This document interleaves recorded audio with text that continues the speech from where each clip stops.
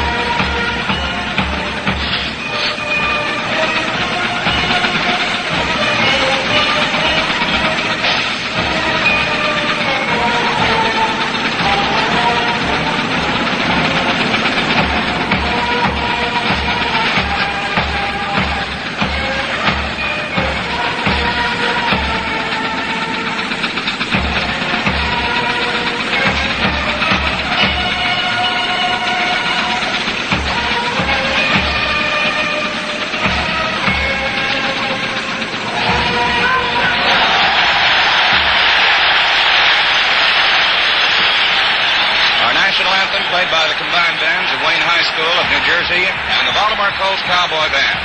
And now the starting lineup. And first for the Western Conference champions, the Baltimore Colts, coached by Weeb Eubank. At left end, number 82, Ray Berry, 6'2", 190-pounder, 25 years old. In his fourth year in the National Football League, and he's from Southern Methodist. His home is in Paris, Texas. The left tackle, a former Ohio State All-American, Big Jim Parker, 6'3", 270 pounds, 24 years old. In his second year in the pro ranks, is a native of Toledo, Ohio. His home is now in Baltimore, Maryland.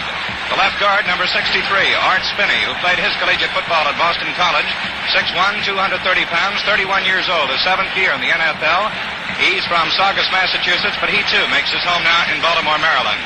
The center, number 50, Madison Buzz Nutter, 6'4", 235 pounds, 27 years old, in his fifth year in the league. Played his college ball at Virginia Polytech, and his home is in Huntington, West Virginia. The right guard from Clarion State Teachers in Pennsylvania, number 68, Alex Sandusky, 6'3", 235 pounds, 26 years old, in his fifth year with the Baltimore Colts. His home is in Annapolis, Maryland. The right tackle is number 60, George Priest, 6'2", 245 pounds, 25 years old. In his fourth year, he's from Virginia Polytech, and his home is in Roanoke, Virginia. The right end, number 84, from Notre Dame, Jim Mutscheller, 6'1", 215 pounds, 28 years old. In his fifth year, and he lives in Baltimore. Moving now to the offensive backfield, number 19, Johnny Unitas will be at quarterback, 6'1", 190 pounds, 25 years old. In his third year, he's from the University of Louisville. He makes his home in Baltimore. At left halfback, the speed boy from Baylor, L.G. Dupre, 5'11", 190 pounds, 26 years old. In his fourth year in the league, he wears number 45, and he's from Baltimore, Maryland. The right halfback, also living in Baltimore, number 24, the former Penn State star, Lenny Moore, and a threat to go the distance anytime he gets his hands on the ball.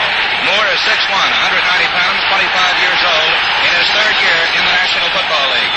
The fullback, a former All-American from the University of Wisconsin, 6'1", 220 pounds, Alan Amici, 25 years old, in his fourth year in the National Football League. Moving now to the Eastern Conference champion New York Giants, coached by Jim Lee Howell. The left end, number 44, Kyle Rowe, who is 6 feet, 205 pounds, 30 years old, in his eighth year in the league. He's from Southern Methodist. His home is in San Antonio, Texas. The left tackle, number 79, Roosevelt Brown, who played his college ball at Morgan State. Big Rosie is 6'3", 245 pounds, 25 years old. In his sixth year with the Giants, he's from Charlottesville, Virginia.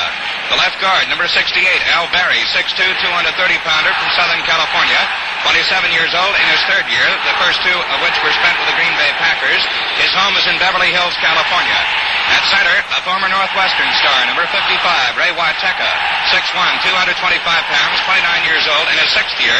He's from East Chicago, Indiana. The right guard, a boy who played his college football under Red Blake at West Point, number 62, Bob Mishak, 6 feet, 240 pounds, 25 years old. He's in his first year in the National Football League. A year ago, he did go to the Cleveland Browns camp at Hiram College, but quit, and then decided to come back to football this year and was signed by the New York Giants. His home is in nearby Union, New Jersey. The right tackle, a rookie who has done a tremendous job for the Giants in place of the injured Jack Stroud, number 72, Frank Uso, who is 6'4", 260 pounds, 22 years old. In his first year, he's from Minnesota, and his home is in International Falls, Minnesota, the home of another football great, Bronco Nagurski. At right end, number 85, Bob Schnelker, 6'4", 215-pounder, 28 years old. In his 6th year, he played his college football at Bowling Green in Ohio, and his home is in Marion, Ohio. In the backfield, it's expected that Coach Jim Lee Howe will again follow his system of starting Don Heinrich and then following up with the veteran Charlie Connerly. Heinrich wears number 11. He's 6 feet, 180 pounds, 27 years old, played at the University of Washington, and his home is in Bremerton, Washington. The left halfback, one of the most versatile men in the National Football League today or any other day, Frank Gifford, the ex-Southern California star, 6'1", 205 pounds, 28 years old, in his 7th year. He's from Bakersfield, California. He's a fine runner, a great pass receiver, and can also throw the football. At right halfback, number 29, Alex Webster, 6'3", 210 pounds, 27 years old, in his 4th year. Played college football at North Carolina State. His home is in New Brunswick, New Jersey. And the starting fullback, Mel Triplett, number 33, from Toledo, 6'1", 215 pounds, 26 years old, in his 4th year in the National Football League.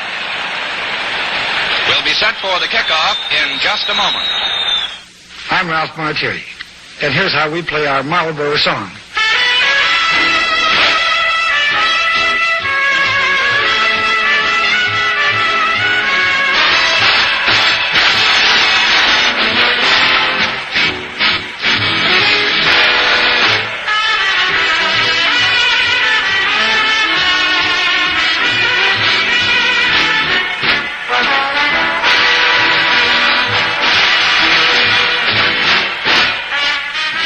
Better makings than a Marlboro.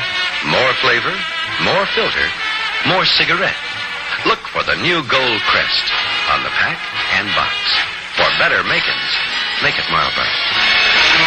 You get a lot to like with a Marlboro.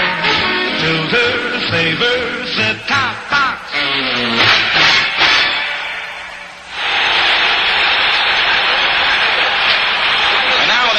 Just a couple of moments away, let's check some of the boys who are expected to play a big part in this football game. At quarterback for the Baltimore Colts, Johnny Unitas, the most valuable player in the National Football League a year ago, so voted by the players of the league. He was drafted 9th by the Pittsburgh Steelers back in 1955. This year, he ranked 5th in passing with an average of 7.63 yards per throw. He led the league in touchdown passes with 19, and he has passed for touchdowns in 25 consecutive games, a league record. The players are now being introduced individually, the Baltimore Colts being introduced first, and then the New York Giants will be introduced to this huge crowd here at Yankee Stadium this afternoon. Also in the Baltimore backfield today, Lenny Moore, we mentioned him briefly in introducing the Baltimore Colts. He was 8th in the league in ground gaining, although he carried the ball just 82 times. He had the top average of 7.3 yards per try.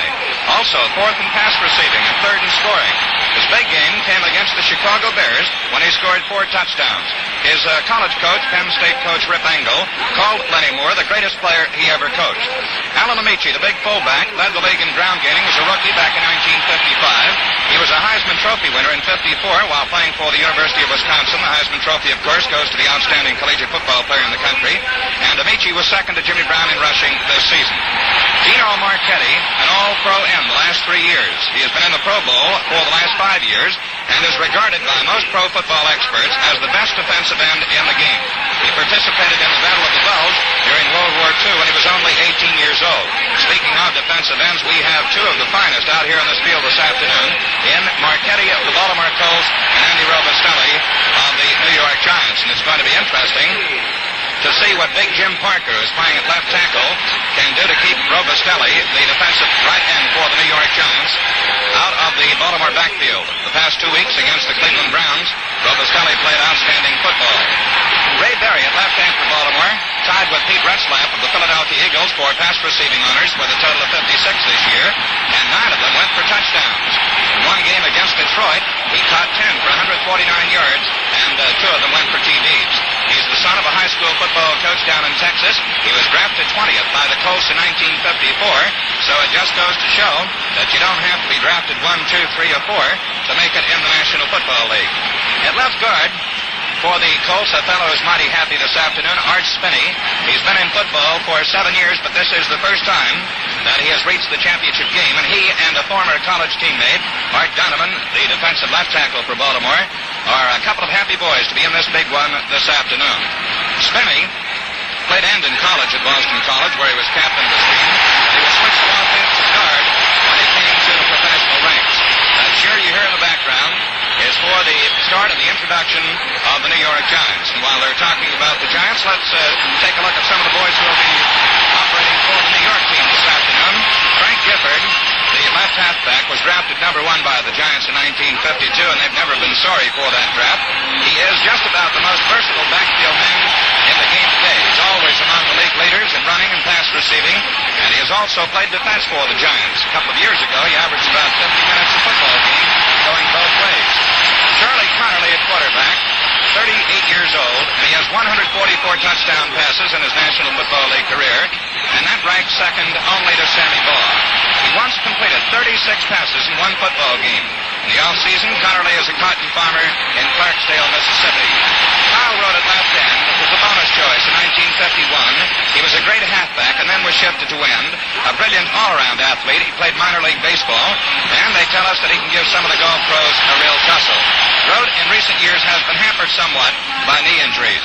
Another boy who has been bothered by knee injuries is Alex Webster, the power-running right halfback who was signed by the Giants in 1955 after starring in Canadian football for 2 years.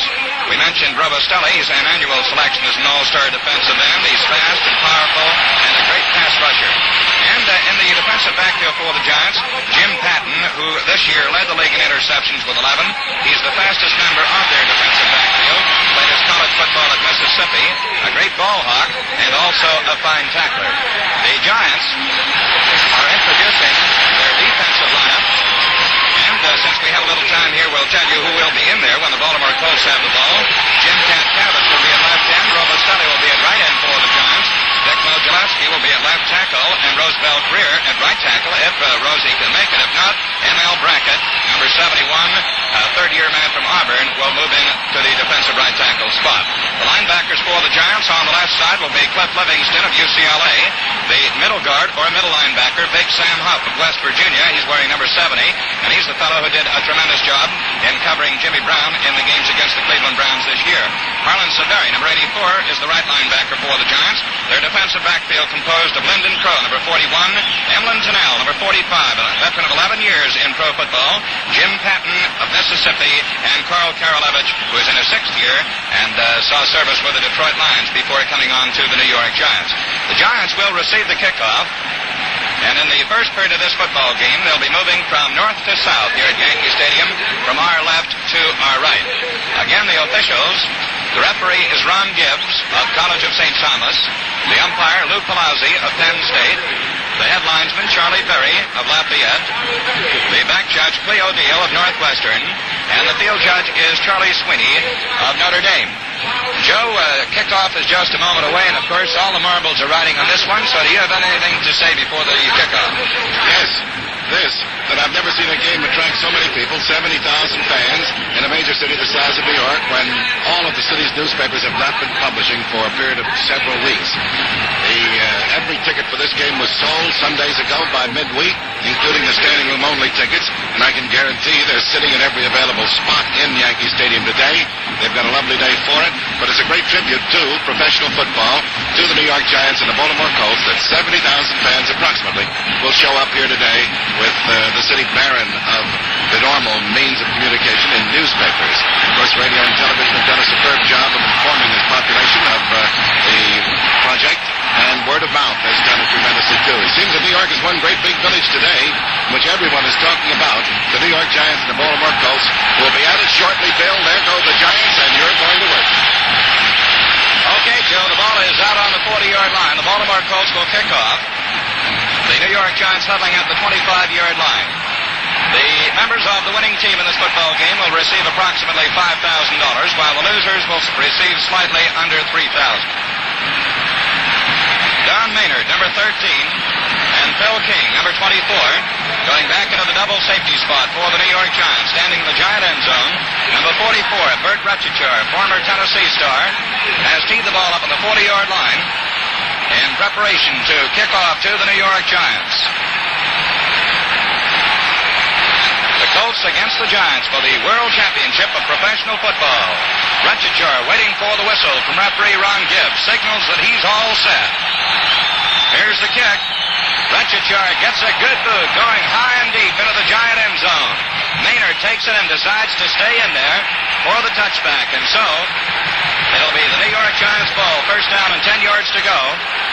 On their own 20-yard line, a tremendous boot by Bert Retchichar going high and deep into the New York end zone. We'll check the New York backfield for you just as soon as they break the huddle. Don Heinrich is at quarterback. Frank Gifford, the left halfback. Alex Webster at right halfback. And the fullback is Mel Triplett. Kyle Rose splits at right end. The flanker out to the left is Frank Gifford. Heinrich calls the signals. Waiteka over the ball at center. Heinrich takes. He's going back to throw in the first play. He throws, and it's broken up. By whom? Gino Marchetti, the big defensive left end. Jumped high in the air to bat it down. Heinrich never did get that ball out of his own backfield. As Marchetti, 6'4", 240-pounder, broke through to snap it down. This is something that I've been anticipating, watching for. Marchetti really roared in on Connolly. They know that they'll have to rush that passer both sides, and Baltimore did it on that play. Okay, Joe. Giants out of the huddle to the line of scrimmage. The ends are split. The slot back to the right is Frank Gifford. Heinrich at quarterback. Calls the signals. Gets the snap. Fakes to Triplett. Goes back to throw. He throws. It is good to Webster at the 20, 25-yard line. Across the 25 to about the 27. Again, Marchetti broke through. It was Don Shinnick who made the tackle. Marchetti was just about to get his hands on Heinrich when he got the ball away. Out to the left to Alex Webster. And Webster carried to the 27-yard line. A gain of 7 yards. It's third down and 3 yards to go. With the Baltimore Colts taking time out. The score, the Giants nothing, the Colts nothing. Next time you go out for cigarettes, here's something to remember. You get better makins in a Marlboro. Better makins. Two little words that mean more flavor, more filter, more cigarette. The secret's in the Marlboro recipe. A special recipe created in Richmond, Virginia from fine, mild tobaccos, specially blended, then carefully processed for filter smoking. This recipe teams up with Marlboro's improved filter to give you a generous helping of flavor in a smoke of surprising mildness. Flavor and mildness. That's the combination you want. That's the combination you get with Marlboro. Because you get better makins in a Marlboro. Pick up a carton next time you shop. You can tell today's Marlboro by the new gold crest on the pack and box. So just remember, whenever you buy cigarettes, for more flavor, more filter, more cigarette, for better makins, make it Marlboro. Well, on the first two plays from scrimmage this afternoon, the Giants took to the air. The first one batted down by Gino Marchetti, the big defensive left end of the Baltimore Colts. The second one, Heinrich got away just as Marchetti was about to slap him down. And Alex Webster hauled it in. It was a short pass taken at the line of scrimmage as Webster moved out to the left. And then he carried up across the 25 to the 27 before Shinnick made the tackle for the Colts. So it's third down, and 3 yards to go for the Giants on their own 27 as they move out of the huddle. Right end, Kyle Rote is split. Left end, Schnauzler just by a couple of steps, and Gifford is a flanker out to the left. Heinrich back to throw. Throws. It's good to Rote. He couldn't hold on to it. Had his hands on the ball. He was hit by Carl Tassif just as he was about to grab it. There's a marker on the field, however. The New York Giants were offside on the play. Kyle Rote, with his back to the defender, Carl Tassif, jumped high in the air, had his hands on it, was hit by Tassif, and dropped it at about the 33-yard line. The Giants were offside on the play. The penalty was declined by the Baltimore Colts as it's now fourth down. And 3 yards to go for the Giants on their own 27-yard line. And Don Chandler, who was second in the league this year in punting, comes in the football game to do the kicking. Down deep, Tassif and Lenny Moore for the Baltimore Colts. Moore on the near side, Tassif on the far side. Tassif signals for a fair catch, and he takes it at the Baltimore 30-yard line. So the Baltimore Colts will take over on Tassif's fair catch. It'll be first down for the Colts. 10 yards to go on their own 30. 43-yard punt for Don Chandler. Ball is spotted right at the 30. So now the Colts have the ball for the first time this afternoon. Unitas, Dupre, Moore, and Amici. Hand off to Moore. Wide to the left. Cuts back in. And he is nailed and tackled by the scrimmage. Number 21, Carl Karalevich, makes the tackle. These boys came out there like gangbusters, that offensive unit. They went into an unbalanced line on the first play and sprung them right to the left that time. Looks so both teams are cooking up surprises. New York has tossed 3 straight forward passes. Now Baltimore is on the attack, and they're ready to roll. And it's second down and 12 yards to go for the Colts. They move up to the line of scrimmage. Unitas asks the crowd to quiet down. Lenny Moore is a flanker out to the right this time. With Unitas in the backfield, it's Amici and Dupre. The handoff goes to Amici straight ahead, and he bowls his way up to about the 34-yard line. Alan the Horse Amici carrying up the middle. Karalevich in there to make the tackle along with Andy Robustelli and Sam Huff. So Amici picks up 6 yards from his own 28-yard line to the 34-yard line. And it is third down coming up and 6 yards to go. The Colts huddle back at the 25-yard line.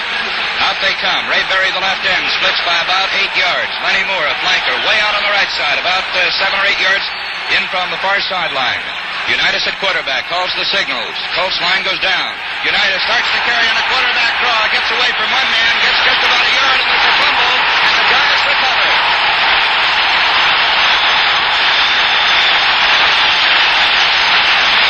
It'll be the Giants' ball, first down. Jim Patton came up with it.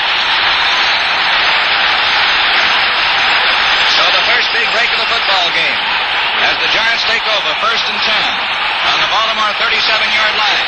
Unitas coming up the middle on the quarterback draw was hit after he got a couple of yards. So it's the Giants' ball, first and 10. Snelker splits at right end. Rote does the same on the left side. Slot back to the right is Frank Gifford. Heinrich still at quarterback for New York. Calls the signals. Gets the snap back from White Tucker. Hands to Webster wide to the left, but he goes nowhere. Alex Webster pulled down by Don Shinnick on a shoestring tackle. Then along came Art Donovan to help out, but it was Shinnick who made the stop. A loss on the play of a couple of yards back to the 39-yard line. Alex Webster trying to swing around his own left end, but he couldn't make it as Shinnick, the middle guard, came driving through to make the stop. Giants huddle outside the 45-yard line. They have the ball on the Baltimore 39. Second down, about 12 yards to go. Webster, a flanker out to the right. Giant, fumble, triplet, couldn't hold on to it. I believe the Colts have come up with it this time. It's the Baltimore Colts ball. It was bobbled originally by Heinrich, and then in handing it off to Triplet lost it, and Gino Marchetti came up with it. And so it's Baltimore's ball, first and 10 on the 45-yard line. Gino Marchetti coming up with the ball. Colts first and 10. Unitas calls the signals. He's going back to throw. He gets good protection. The little flare pass out to the left. Dupre has it. He gets to the 49-yard line. Tackle at the 49 by number 21, Carl Karalevich. Number 84, Harlan Severi, helping out. Unitas got terrific protection that time. A gain of 4 yards. It'll be second down and 6 yards to go. And that's the first time that Unitas has thrown this afternoon. The little flare pass to L.G. Dupre as Dupre moved out to the left. Ball on the 49-yard line. Second down and 6 to go. Lenny Moore is a flanker out to the right. Unitas calls the signals. Long count this time. The line goes down. The snap back to Unitas. The handoff goes to Dupre, and he is really nailed as he gets just a yard to the 50-yard line. Hitting in behind his left guard. He was really dropped by number 84, Harlan Severi, the linebacker on the right side for the New York Giants. So Dupre gets 1 yard. It's third down and 5 yards to go. Baltimore backfield, Unitas at quarterback, Dupre, the running halfback at left half. Lenny Moore is normally the flanker. Once in a while he does stay in the backfield as a runner. Amici is the fullback. It's Moore, flanked out to the right. The left end, Ray Berry is split, and the right end, Mutchler is tight. Unitas calls the signals. He takes. He's going back to throw. He fires. Intercepted by Karalevich at the Giant 40. Gets across the 45 to the 47. Where it'll be Giants ball, 1st and 10. L.G. Dupre made the tackle. The forward pass thrown by Unitas, intercepted by Carl Karolevich, the former Syracuse University star. And Karolevich got a return from the 40 to the 45-yard line in Giant territory. So it's New York's ball, 1st and 10. Webster flanked out to the right. The left end, Kyle Roda split. Flip out to Gifford, wide to the left, and he goes nowhere. Ray Brown comes up from the Baltimore secondary to make the stop. Heinrich flipping out to Frank Gifford. Gifford trying to get around the corner, but he got nowhere. Actually lost a yard on the play, back to the 44-yard line. And at least in the early moments of this football game, these defenses are really tough. Ball on the 44 in Giant territory. 2nd down, 11. Webster flanked to the right. Kyle Rhodes split at left end. Heinrich takes. Gives to Triplett. Triplett stops at just about the line of scrimmage. He started to go wide to the left, stopped short, and then tried to cut, but he was hit just as he did by number 76, Big Daddy, Gene Lipscomb. So there's no gain on the play. Triplett got to just about the line of scrimmage. The veteran Charlie Connerly starts to loosen up in back of the Giant bench, right down in front of our broadcasting booth. It's 3rd down and 11 yards to go. Giants have it on their own 44-yard line. They huddle back at the 35. Now they move out of there. Kyle Rhodes splits at right end. Frank Gifford is a flanker out to the left. Waiteka over the ball at center as Heinrich calls the signals. Takes. Goes back to throw. He throws to Triplett. He's at the 45. And he fights his way to the 50-yard line. Triplett takes the flare pass. And again, Gino Marchetti was putting pressure on. It was Pellington and Leo Sanford, or Don Shinnick, who made the tackle. All of the passes thrown so far have been of the flare variety, the short ones out to either the right or the left. That one went for a gain of 6 yards, just crossing the 50-yard line, and now Chandler goes in to do the punting. 4th down, about 5 yards to go.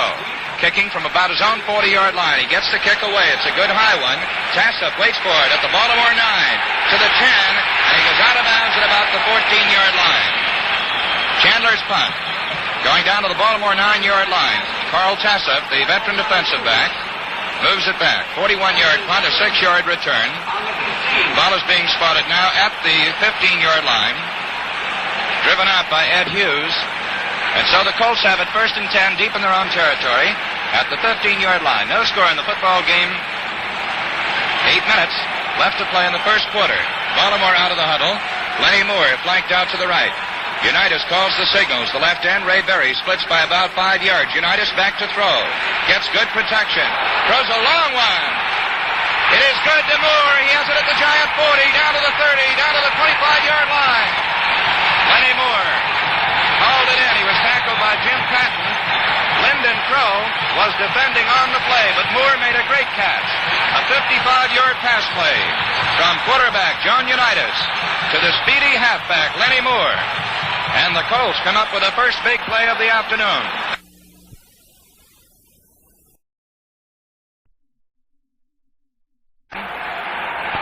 But Moore made a great catch. Moore is flanked out to the right. Ball nose just over the Giant 25. Unitas calls the signals. Gets the snap. Hands off to Amici, the fullback. Up the middle he goes, and inside the 20-yard line, down to about the 19. Dick Modulewski, number 77. Carl Karolevich, number 21. In there to make the tackle. Ball spotted at the 20-yard line, so Amici gets 5 yards, and it's 2nd down and 5 yards to go. Baltimore threatening for the first time this afternoon. No score in the game. Little under 7 minutes left to play in the opening period. Unitas calls the signals. He has Moore flanked out to the right. Giants have a 5-man line. Unitas gets the hands off to Dupre, but Dupre goes nowhere. Dupre got the handoff from John Unitas, but he was nailed by Dick Modulewski just as soon as he got the ball.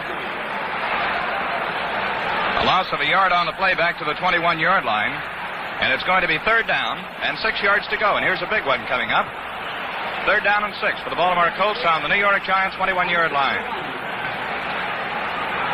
Giants have talked things over defensively. The Colts now break their offensive huddle. Ray Berry splits at left end by about 8 or 10 yards. Moore is the flanker out on the right side. Unitas checks the New York defense, calls the signals. Amici splits from his position. Unitas back to throw. They whistle. And number 75, Jim Catkavage and Buzz Nutter, the Baltimore center, have a couple of words, quickly separated. I believe Baltimore took too much time. The whistle blew actually before Nutter snapped the ball to the quarterback. And now the officials have a bit of a conference. Baltimore penalized back to the 25-yard line for a delay of game. And so, it's now third down, 11 yards to go. So let's see what the Colts come up with. They have the ball on the New York Giants 25-yard line, just outside the 25. Berry splits at left end. And again, Lenny Moore. Dupre is the flank route to the right. The flip goes out to Lenny Moore. He tries to get around the corner, but he has dropped it about the 25-yard line. Cliff Livingston, number 89, making the tackle for the New York Giants. The flip went to Len Moore. He tried to get around the right end. He did for just about a yard to the 24-yard line. And so now it's going to be Steve Myra trying a field goal. Ball being held by George Shaw from the 30-yard line. The ball is spotted, booted. It is no good, but there's a flag on the play. The Giants were offside. A 30-yard field goal try, no good, but the Giants were offside, and so Meyer will get another chance. Offside penalty against the Giants. This time Meyer will be kicking from about the 26-yard line. Meyer is in his second year. He's 6'1", 235 pounds. He tries the short ones. Bert Retchichar usually tries the long ones. A new football being thrown in.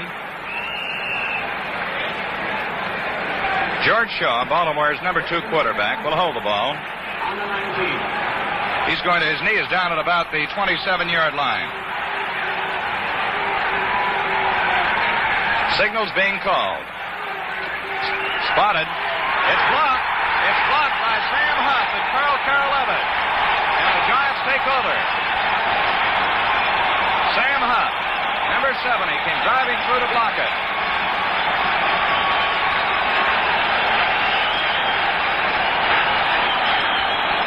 New York's defensive platoon again came through and getting the plaudits of this crowd of 70,000. They stymied the Baltimore attack, and now New York has taken over once more. And here we go with the veteran Charlie Connolly, I believe, at the throttle. Right, Joe. Connolly is in at quarterback. Gifford is a flanker out to the right. The ends are tight this time. The handoff to Webster. He goes wide to the left, cuts back in, but he gets just about a yard to the 22-yard line. Big Art Donovan, defensive left tackle for the Baltimore Colts, in there to make the tackle. Donovan 6'3", 270 pounds. Plenty of meat on that Baltimore defensive line. Joyce at right end, 255. Marchetti at the left end is 240. Donovan 270 pounds, and the right tackle, Gene Lipscomb, weighs 288 pounds. Ball at the 22-yard line at second down, about 9. Webster flanks out to the right. The left end, Kyle Rote, splits by about 10 yards. Connerly at quarterback. The old master calls the signals. Gets set to throw. Throws the quick one to Triplett, the fullback. He's over the 30-yard line. Tackle made by Shinnick, number 66. Bill Pellington was the first one to hit Triplett, but he got away from him, and Shinnick finally made the tackle. And again, it was that short flare pass out to the right this time to the fullback, Mel Triplett. And Triplett carried up over the 30-yard line to about the 31. And now the chain gang is being called in from across the way for a measurement. We have less than 4 minutes left to play in the opening period of this championship football game at Yankee Stadium. The Baltimore Colts nothing and the New York Giants nothing. It's short of the first down, so it's going to be third down and about a yard to go. Jim Lee Howell yells something into his players. New York backfield right now is Charlie Connolly at quarterback. Frank Gifford at left half. Alex Webster is at right half. And the fullback is Mel Triplett. The ends are Kyle Rote and Bob Schnelker. And they frequently exchange sides. Schnelker, most of the time playing a tight end, while Rote is the split end. Giants have picked up 5 first downs. Or 3. Giants up there at the line of scrimmage. Webster flanked out to the right. The ends are tight. The flip goes to Gifford. Wide to the left. And he gets yardage. He's at the 35, the 40. He's at the 50, the Baltimore 40, the 35. And he's down about the 31-yard line. Bill Pellington makes the tackle. Gifford doing some fancy running. Circled his own left end. Cut back and goes all the way down to the Baltimore 31-yard line.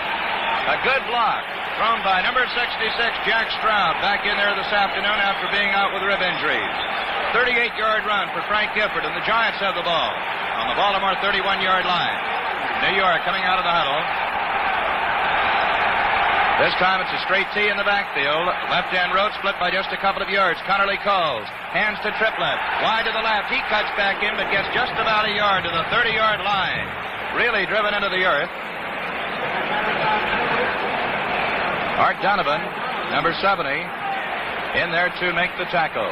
Triplett got inside the 30-yard line, given to the 29, so it's a gain of 2 yards on the play, second down, and 8 yards to go. Giants move up to the line of scrimmage.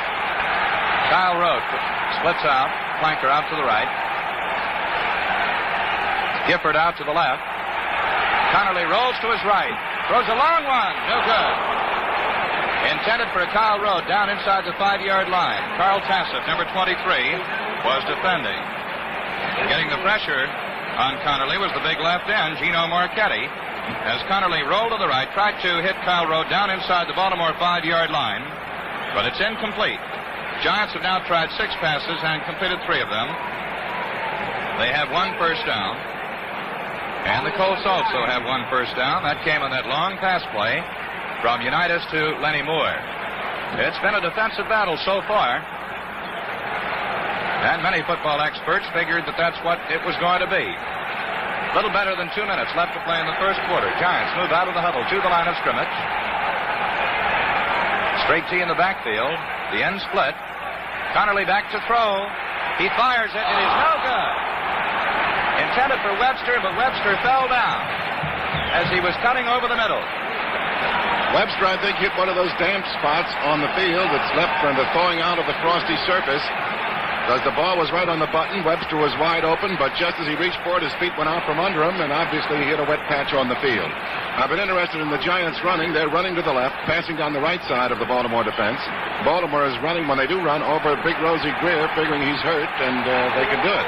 Now we're getting a field goal try, Bill. From the 36-yard line, Pat Summerall boots it. It's good. The Giants lead by a score of 3-0. As Pat Summerall, 2 weeks ago this afternoon, kicked them right into the Eastern Conference race when he came up with a 49-yard field goal with just a couple of minutes remaining to beat the Browns 13-10 in the final game of the regular season and set up the playoff last week. Now he comes through with a 36-yard field goal, and the Giants are in front by a score of 3-0.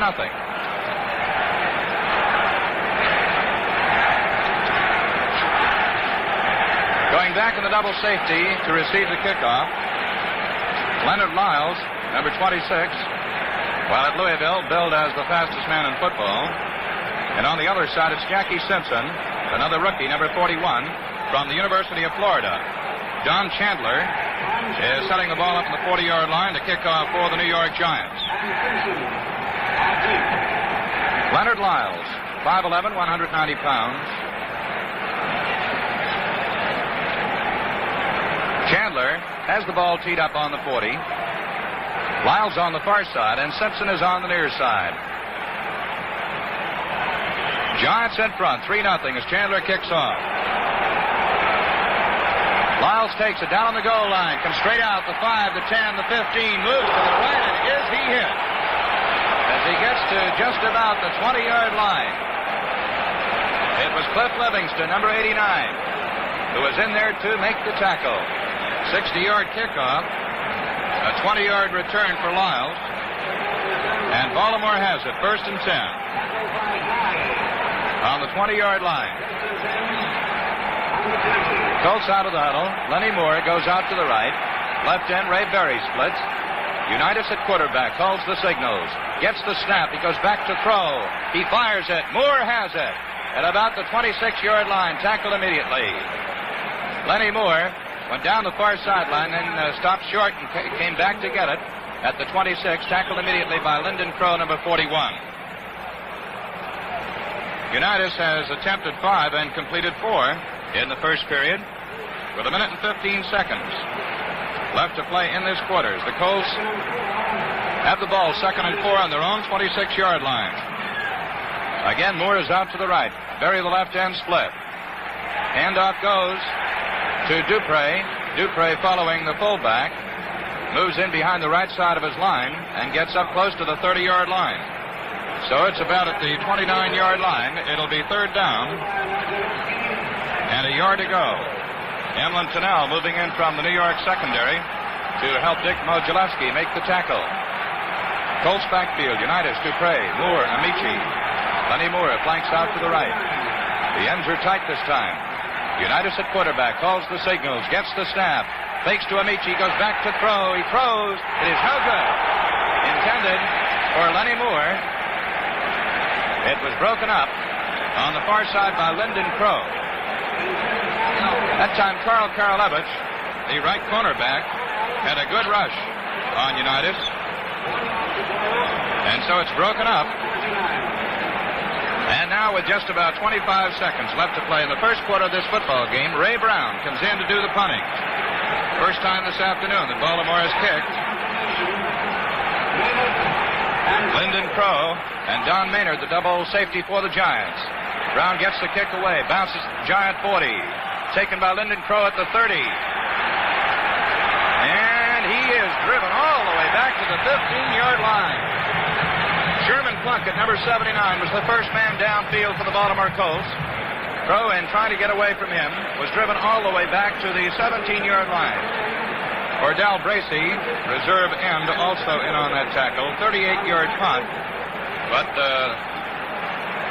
Lyndon Crow lost 8 yards.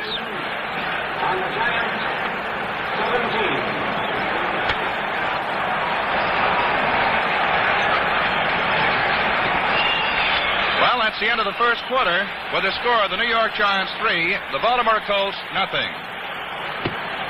This first quarter has been brought to you by Marlboro, the cigarette with better makings, more flavor, more filter, more cigarette. The secret's in the Marlboro recipe, created in Richmond, Virginia, from fine, mild tobaccos, specially blended, then carefully processed for filter smoking. Pick up a carton in pack or box next time you shop.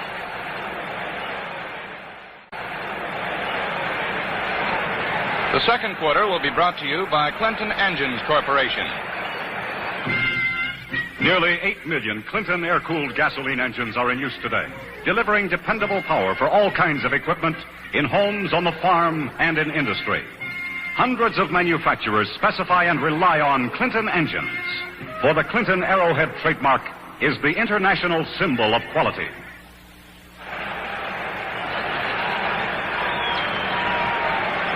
Right now, let's pause 10 seconds for station identification. These are the General Electric stations, Schenectady, WGY, and WGFM.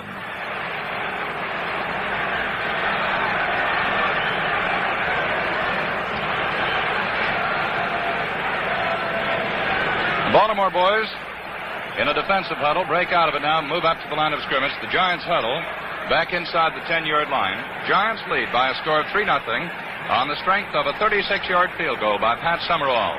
And the Giants have the ball now, 1st and 10, on their own 17-yard line. 1st and 10. Charlie Connerly at quarterback. Kyle Rhodes splits at left end. Alex Webster is a flanker this time. He's out to the right.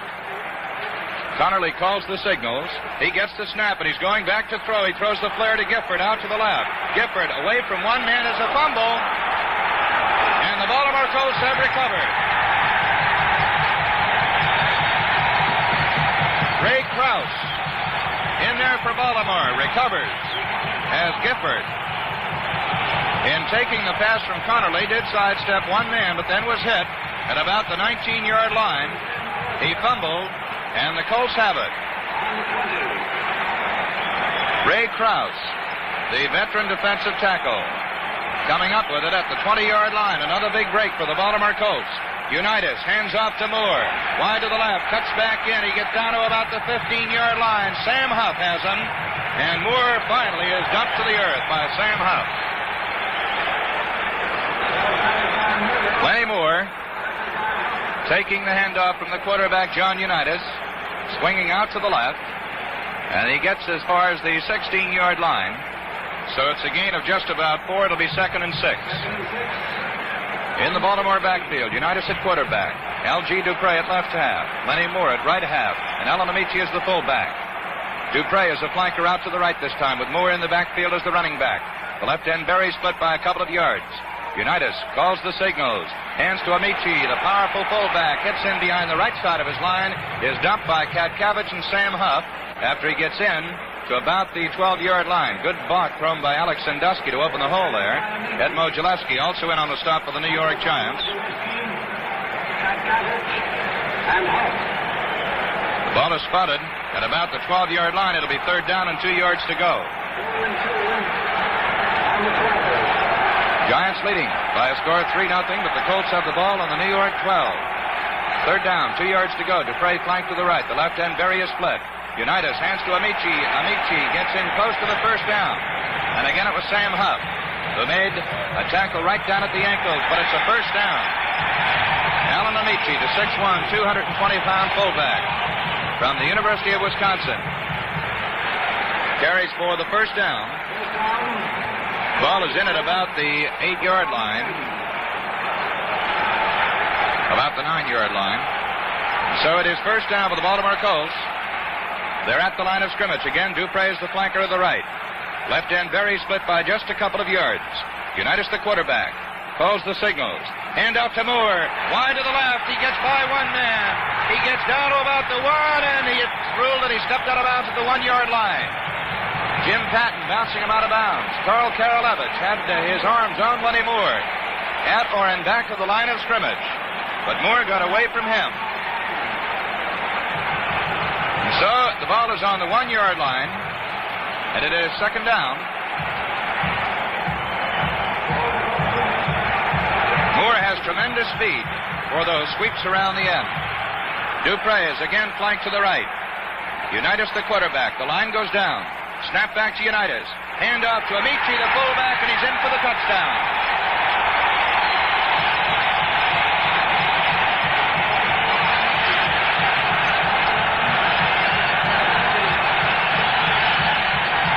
Well, it didn't take the Colts long to capitalize on that break. Ray Krause recovered a fumble at the 20-yard line, and in just 5 plays, the Colts moved the 20 yards for the touchdown, and they're in front by a score of 6-3.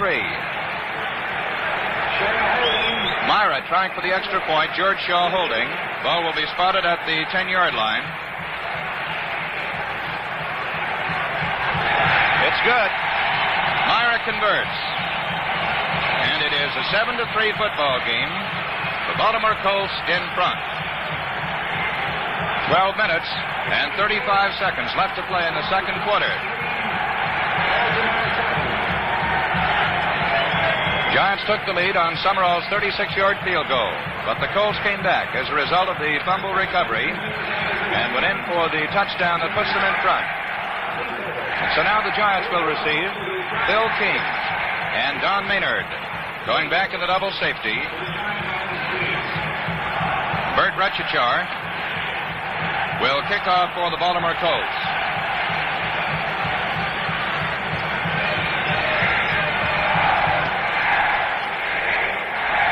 King standing down on the New York goal line on the far side. Maynard, the speedster from Texas Western, is on the near side. Maynard, very slim, 6 feet, 178 pounds. On the other hand, King is a real big boy, 6'4", and 225 pounds. King is from Vanderbilt. Retchichar has teed the ball up on the 40-yard line. The Colts in front by a score of 7-3. Early in the 2nd period of this championship football game at Yankee Stadium. Retchichar signals that he's all set. He gets the whistle and moves up on it. It's a low kick. Bouncing and taken by Triplett at the 15-yard line. Still on his feet as he crosses the 30-yard line, and he gets up to about the 33. Triplett had his hands on it, couldn't hold onto it first, down at about the 15. It was picked up by a lineman, Roosevelt Brown, who turned and handed it to Triplett. It was Myra who made the tackle at the 33-yard line. And so, the New York Giants have it, 1st and 10 on their own 33.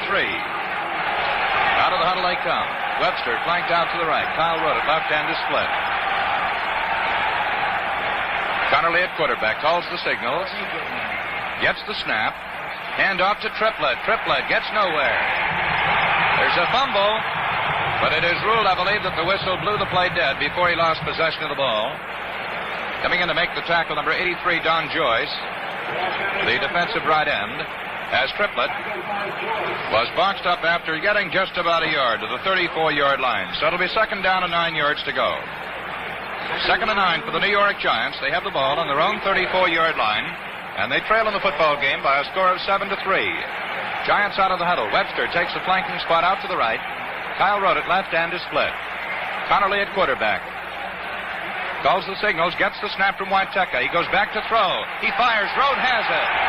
Rote has it at about the 48-yard line in Giant territory. Milt Davis makes the tackle, but it is a 1st down.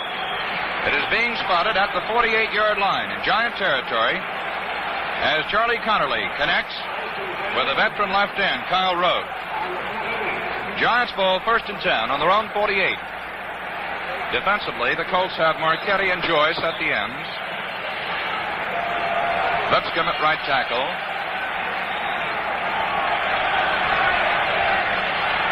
Giants set to put the ball in play. Webster flanked out to the right. Connerly back to throw, but he's smothered back inside his own 40-yard line. Bill Pellington, number 36, the linebacker, came crashing through. They fired all 3 linebackers through on that one, Bill. They've been doing that, both teams, and Baltimore particularly. They put all 3 of the middle line, the linebackers through that 4-man defensive line, sent 7-man rush in, and it paid off that time. These 2 teams are the 2 finest defensive teams in the National Football League, and the defensive play is really eye-popping. A 9-yard loss, and it's 2nd down and 19 yards to go. Schnelker splits at right end. Rote splits at left end. The slot back to the right is Alex Webster. Hand off to Gifford. Reverse to Webster. Webster comes to the 40-yard line and gets to about the 43, and that's all. In there to make the tackle, Shinnick and Lipscomb. Also Myra. Myra's in there in place of Leo Sanford. And Krause is in at left tackle in place of Art Donovan. The ball on the 43-yard line on the double reverse. The handoff going from Connerly first to Gifford and then to Webster. Webster gets just about 4-yard gain. It's 3rd down, 15 yards to go. Giants huddling back inside their own 35-yard line. It's the Baltimore Colts 7, the New York Giants 3. 9.5 minutes left to play in the first half of this game. Webster flanked to the right. The ends are split. Connerly going back to throw. He throws. Little one right over the middle. Gifford had it and couldn't hold it. Marchetti driving in on Charlie Connerly. But Connerly got the ball away, and Gifford was there, and there was no one near him. It was just a short one, just at about the line of scrimmage. So the Baltimore defense again is held. It's now 4th down and 15 yards to go. Connerly, or the Giants, have thrown 10 passes and have completed 5. Chandler in there to do the kicking. Simpson and Carl Tassop, the deep man for the Colts. Simpson takes it at the 19. There's a fumble. Let's see who came up with it. I believe Tassop recovered it. It is ruled that Carl Tassop recovered. Don Chandler punted. And in the face of... Now it is ruled that the Giants recovered. It's the Giants' ball. Roosevelt Brown on the 11-yard line. One official gave the signal that Tassop had recovered, but the ball goes to the New York Giants at the 11.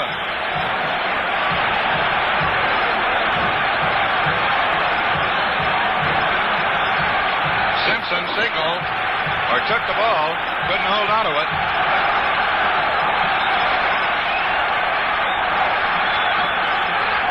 On the 11-yard line, Giants first and 10. Connerly calls the signals, gets the snap, flips out to Gifford. Gifford fumbles, and the Baltimore Colts recover. It was Milt Davis who made the tackle. And let's see, it's big John Joyce, number 83, who came up with the football. Well, we've seen some fumbles and some pass interceptions here in the first half. The ball on the 14-yard line.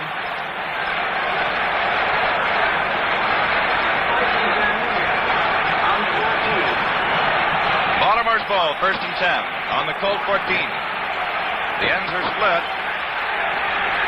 Back to throw, Unitas. Throws a long one for Dupre, no good. Lyndon Crow covering all the way. The pass intended for Dupre, who just set sail along the near sideline, was in New York territory at about the 45-yard line. Unitas has attempted 7 this afternoon so far and has completed 4 of them. But that one was incomplete, and so it's going to be second down. And 10 yards to go for the Colts.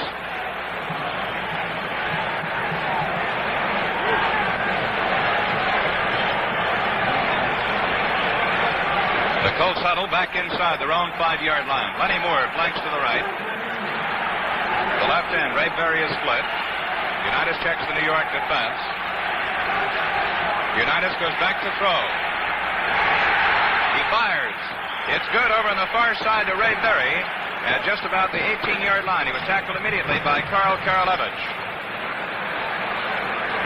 Boy, these defensive lines really putting on an exhibition here at Yankee Stadium.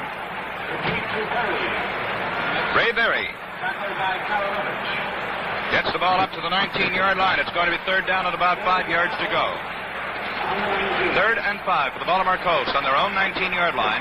They lead the Giants by a score of 7-3. 8 minutes left to play in the first half. Lenny Moore is a flanker out to the right. 2 men over here to cover him. Unitas at quarterback calls the signals. Berry split it left end. The fake to Dupre. The pass to the fullback, Amichi's at the 20, 25. Across the 25 to about the 29-yard line, the 30-yard line. Sam Huff makes the tackle. Again, that flare pass worked to the fullback, Amichi, as Amichi moved out to the right. Got a good block from George Freese, the right tackle. And finally was hauled down by Huff at the 29-yard line. And so it is a gain of 10 yards on the play. Unitas to Alan Amici. And for the Colts, it is first down and 10 yards to go. Baltimore out of the huddle. Muncheller is split at right end this time. The flanker is out to the left. L.G. Dupre is the flanker. Lenny Moore in the running back field now. Moore takes it, cuts in behind the left side of his line, comes up across the 35 to about the 39-yard line. It's going to be close to a first down. Cliff Livingston made the tackle. Jim Parker, the offensive left end for the Colts, cleared the way for Lenny Moore. And he got up to the 39-yard line. And I believe we're going to have a measurement. So now with timeout, the score is 7-3 in favor of the Baltimore Colts.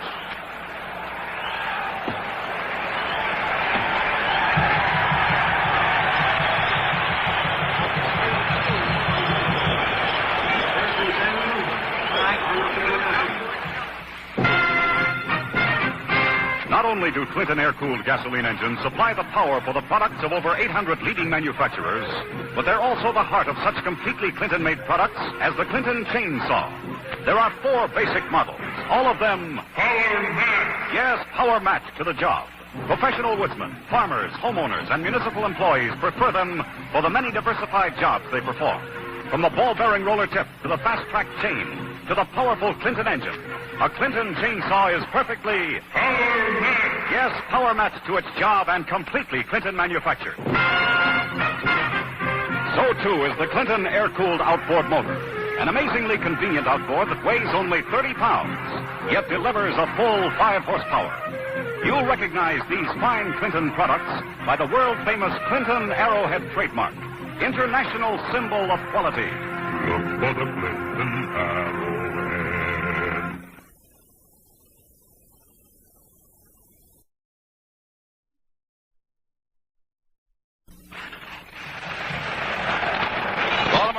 on the move. Alan Amici picked up 5 yards, and Lenny Moore, moving in behind his left side of his line, gets up to about the 49-yard line, and is going to be close to another first down. And again, the referee, Ron Gibbs, is calling for the chain gang.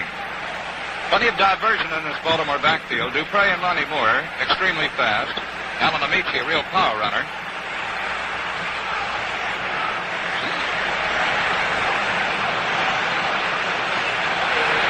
Baltimore in possession on their own 49, and it is just shy of the first down.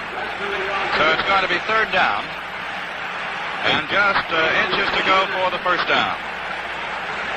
The Baltimore Colts leading the Giants by a score of 7-3, and they have moved the ball all the way from the 14-yard line on this series. That's the spot where Don Joyce recovered the fumble. They've moved it out to the 49-yard line in their own territory, where it's third down and inches to go. The Baltimore backfield, Unitas, Dupre, Moore, and Amici. The ends, Berry and Mutchler. The tackles, Parker and Freeze. The guards, Spinney and Sandusky. In the center is Buzz Nutter. Nutter's over the ball. Lenny Moore flanked out to the right. The ends are tight this time. Unitas calls the signals. He gives to Amici, the fullback, and he powers straight ahead, and I believe gets up to about the 50-yard line before he's piled up by the middle of the New York Giant line. Harlan Sperry, Sam Huff, Cliff Livingston, all in there, but it's enough for the first down. The ball nose just over the 50-yard line into New York Giant territory. So Amici picked it up, and it's 1st and 10 for the Baltimore Colts. The Colts now have 5 first downs. 2-2 for the New York Giants. Unitas back to throw. He fires. Ray Berry made a diving catch over on the far sideline. It is ruled incomplete. Carl Everett was covering on the play. It is ruled that he caught the ball out of bounds. Ray Berry, the left end, going down and out and making a diving try for it along the far sideline in front of the Baltimore bench. But it is ruled that he caught it out of bounds, so it is incomplete, and it is now second down and 10 yards to go for the Colts. The ball on the 50-yard line with Baltimore leading by a score of 7-3. Lenny Moore flanked out to the right. Line goes down. The snap back to Unitas. He hands off to Dupre. Dupre comes forward and gets to about the 46-yard line.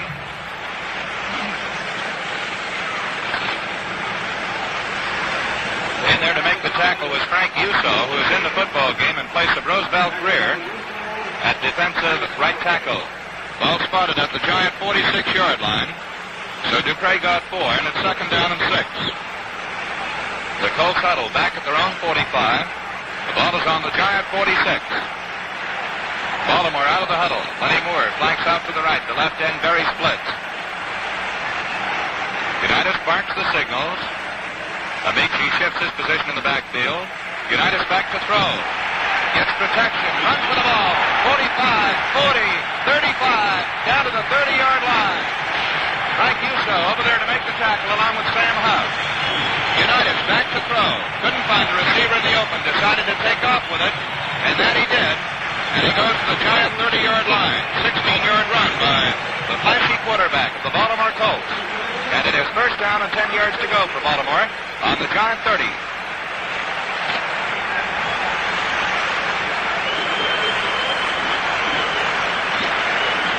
The Colts break out of the huddle. L.G. Dupre takes the flanking spot to the right. Ray Berry splits it left end. Giants have 5 men up there on the line of scrimmage. Unitas gives to Lenny Moore, and boy, he's really upended by Sam Huff. Cliff Livingston, number 89, also helping out. Huff just grabbed him low, picked him up, and dropped him at the 29-yard line. So there's a gain on the play of just a yard, and it's second down and 9 yards to go. With Dupre and Moore in there, the Baltimore backfield is much smaller than the New York Giant backfield. Dupre and Moore weigh just 190 pounds each. Dupre out to the right. Unitas back to throw. There's a marker on the play. Unitas starts to run with the ball. And he gets to about the 26-yard line. Edmo Gillespie, number 77, grabbed him. Also Katkavich, number 75. Unitas again found his receivers covered and decided to run with it. He He got into about the 25-yard line, but let's see what the penalty is going to be. Andy Robustelli and John Unitas conferring with the officials.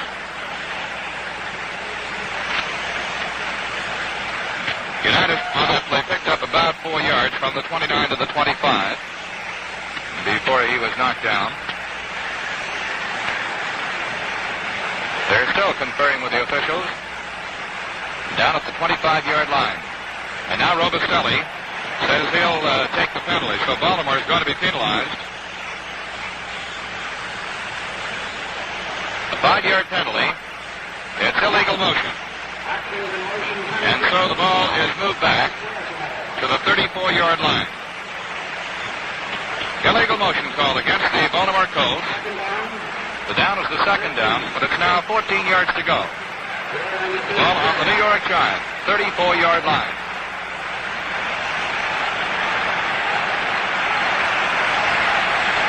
Buckseller at right end splits way out.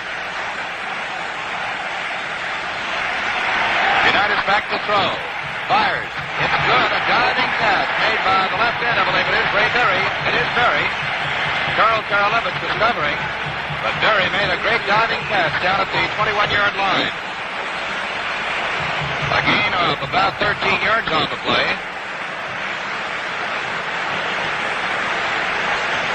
Ball spotted at the 21, so it's going to be third down there for the Colts.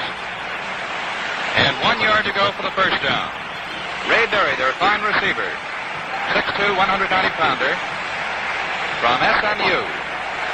Lenny Moore, a flanker, out to the right. The Colts move to the line of scrimmage. But now a timeout has been called. 2 minutes remaining. The score is Baltimore 7, the Giants 3. Hello, I'm Don Thomas. As president of the Clinton Engines Corporation, I think you ought to know about our new sales policy because it directly concerns everyone who manufactures and everyone who buys gasoline-powered equipment for homes, farms, or industry. Our policy is simply this. To protect the public, we will not sell our engines to manufacturers of lawnmowers, tillers, tractors, pumps, or hundreds of other applications unless we first are satisfied that these products meet our high standards of quality, performance, and safety. This means that you will find Clinton engines only on the finest equipment. You may buy them with complete confidence. To find your Clinton dealer, look in the yellow pages under Engines, Gasoline. There are more than 10,000 Clinton sales and service dealers in the United States, Canada, and 77 countries throughout the world. Unitas fakes to Amici, throws down in the end zone, and it's a touchdown. Ray Berry takes the pass in the end zone, and the Baltimore Colts have scored for the second time, and they lead the New York Giants 13-3.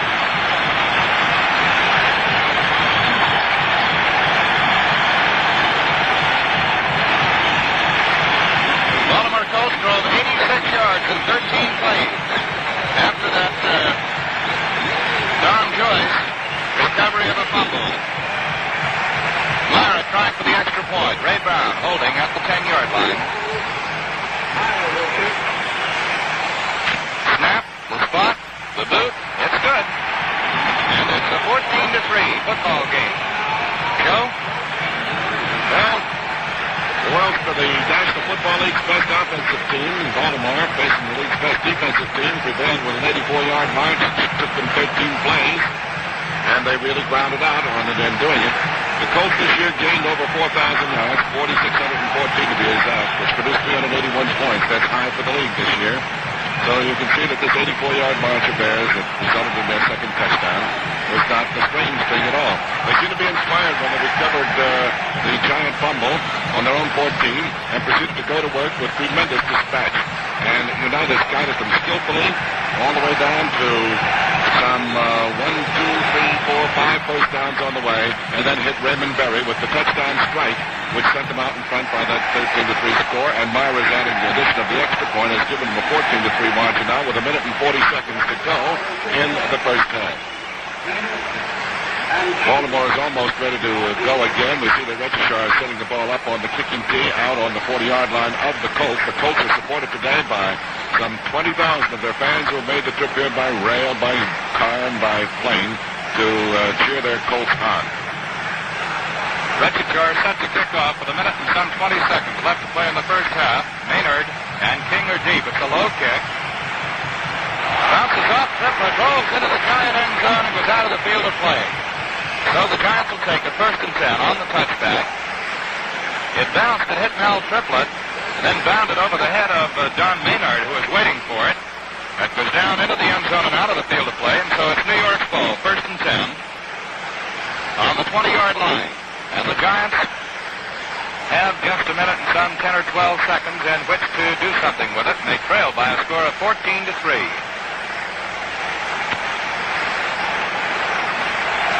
Kyle Rhodes splits at left end. Webster, a flanker out to the right. 2 men over there to cover Webster.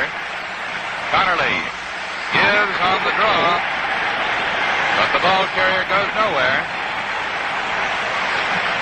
Bill King in there at fullback, but he got to just about the line of scrimmage.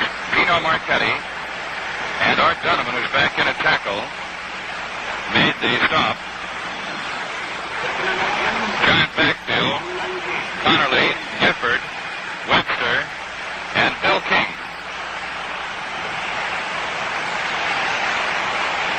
Connerly calls the signals. Going back to throw. He falls down. That's about the same spot where Webster fell when he was cutting over the middle. Connerly going back to set up. Lost his footing. And fell down close to the 10-yard line.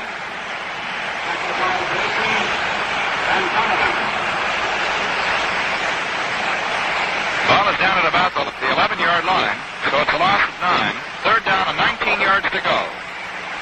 Giants have possession on their own 11, and the seconds are ticking away. Just about 10 left in the first half of this football game. Gifford flanks out to the left. Kyle Rhodes splits at right end. Connerly calls the signals. This could be the last play of the first half. Webster with the ball. Wide to the left. Cuts back in. He gets to the 15 to about the 20. Fumbles. It is picked up by Andy Nelson, but the whistle had blown it dead.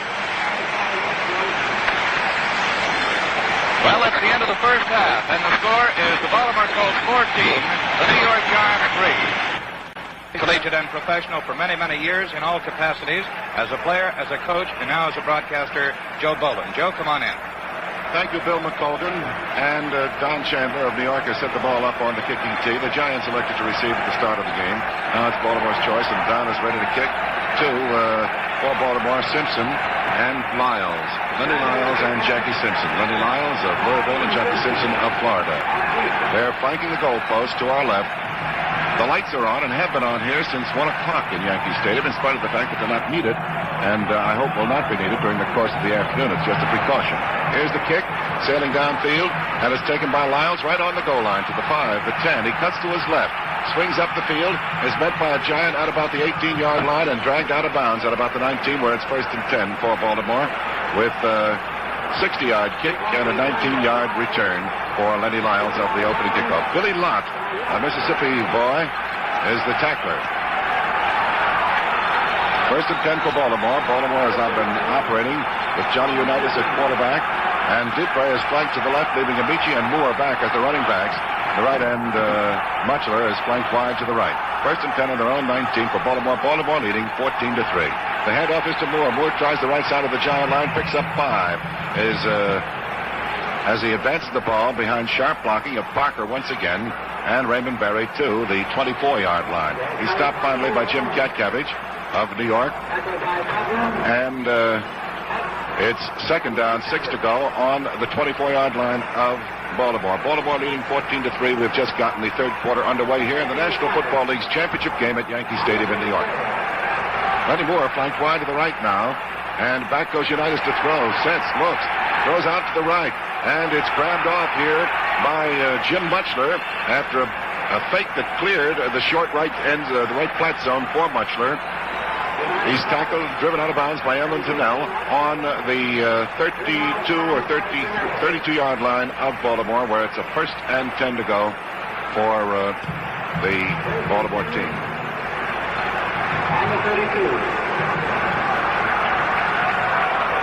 Baltimore's ball, first and 10 on their own 32 now. The Colts lead the Giants 14-3. Unitas has all backs in. A handoff is fake to Amici, given to Moore, and Moore is dropped for a loss. Back on his own 26-yard line by Holland Sparry, the right side linebacker who fired through the right side of the New York line and nailed Lenny Moore. Well, the one end of the ball is on the 25. So it's second down coming up now, and about 17 to go for a first down for Baltimore as the Giants' powerful defense asserts itself. Lenny Moore flanked wide to the right this time. Again, 2 men out to cover him. Lyndon Crow deep, short. Livingston, the left side linebacker. And so much noise here that a momentary timeout is called by Ron Gibbs.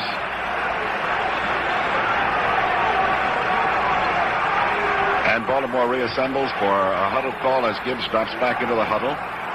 Gibbs then comes to the ball, indicates ball ready for play. Start the clock. And away we go again. 14-3, Baltimore leading New York. We're just getting the third period underway here at Yankee Stadium. We're anticipating fireworks. Again, Moore wide to the right. Back goes Unitas. Sets, throws. It's good. It's hit by Berry, grabbed off by Berry, the left end, a short hook pass, which finds him tackled as a disturbance on the far side of the field, but immediately the officials are into it to stop it, as Berry is piled up directly in front of the Baltimore bench at about the 39-yard line, the 43-yard line of, it's spotted on the 40-yard line of Baltimore. That's 10 out of 14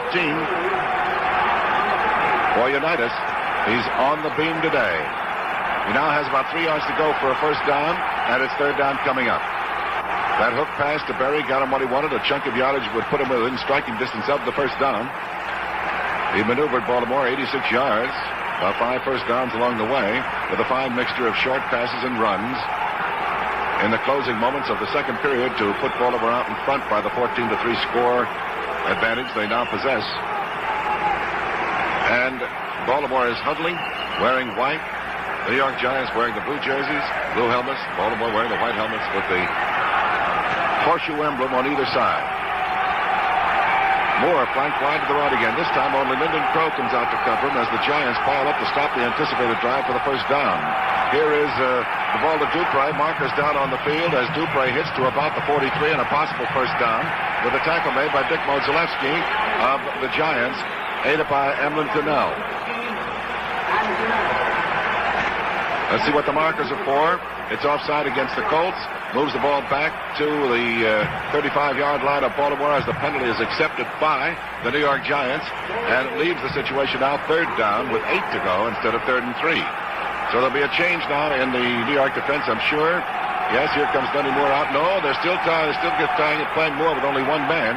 And Unitas goes back to throw, sets, looks, throws. It's good to Dupre out to the left, and Dupre is tackled at about the 38-yard line as he's held short there with Sam Huff and Carl Karolevitz, but double teaming him at about the 38-yard line. So streaming onto the field come the members of the kicking team of the Baltimore Colts as they prepare to kick. Fourth down coming up now at about 4.5 yards to go for a first down.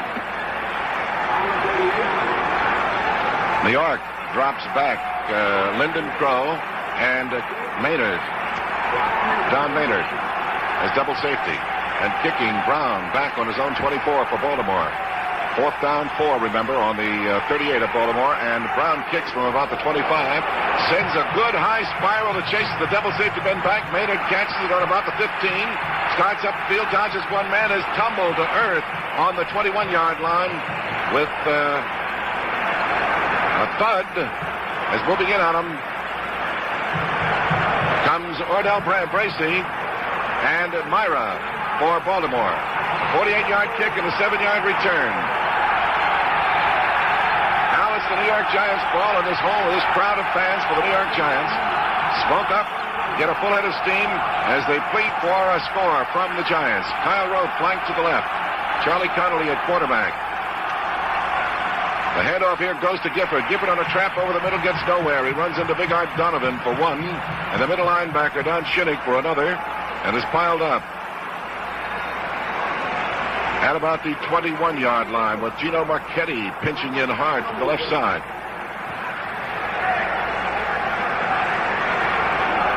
So it's second down coming up, and still a shade under 10 yards to go for a first down.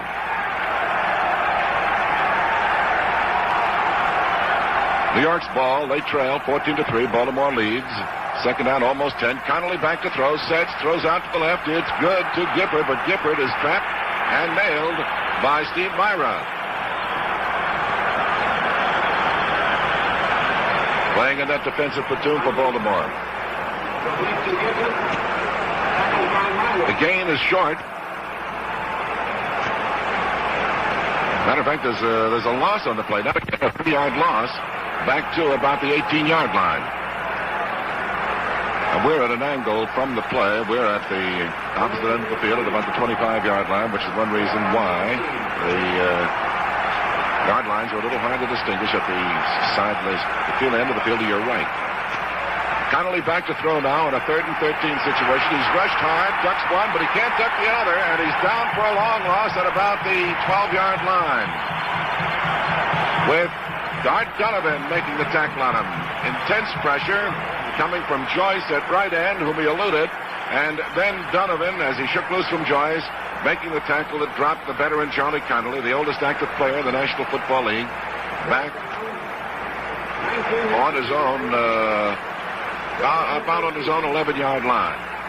And it's fourth down coming up with about 19 to go as Chandler drops back into his own end zone to kick for New York. Tassett, and we've got Moore down for his double safety. Moore signals for a fair catch, takes on the 41-yard line of Baltimore, and the ball is spotted there. Lenny Moore, fair caught on the Baltimore 41, where it's first and 10 to go with Baltimore leading 14-3 in the third period. We have almost 5 minutes gone up. And a 48-yard kick by Chandler, who is second only to Sam Baker in the National Football League in punting. He has an average of 44 yards a try. And he kicks so high that he forces many fair catches. His defensive linemen are down covering so well. Plenty of time to do it. Unitas back to throw on a first down try. Sets, looks, throws one down the middle. That's grabbed off by Muchler, and he's tackled as he makes the catch by Patton in New York Giant territory on about the 28-yard line of New York. Well, it'll be first and 10 to go. Jim Muchler, former Notre Dame captain, down the middle, catches a 31-yard pass play.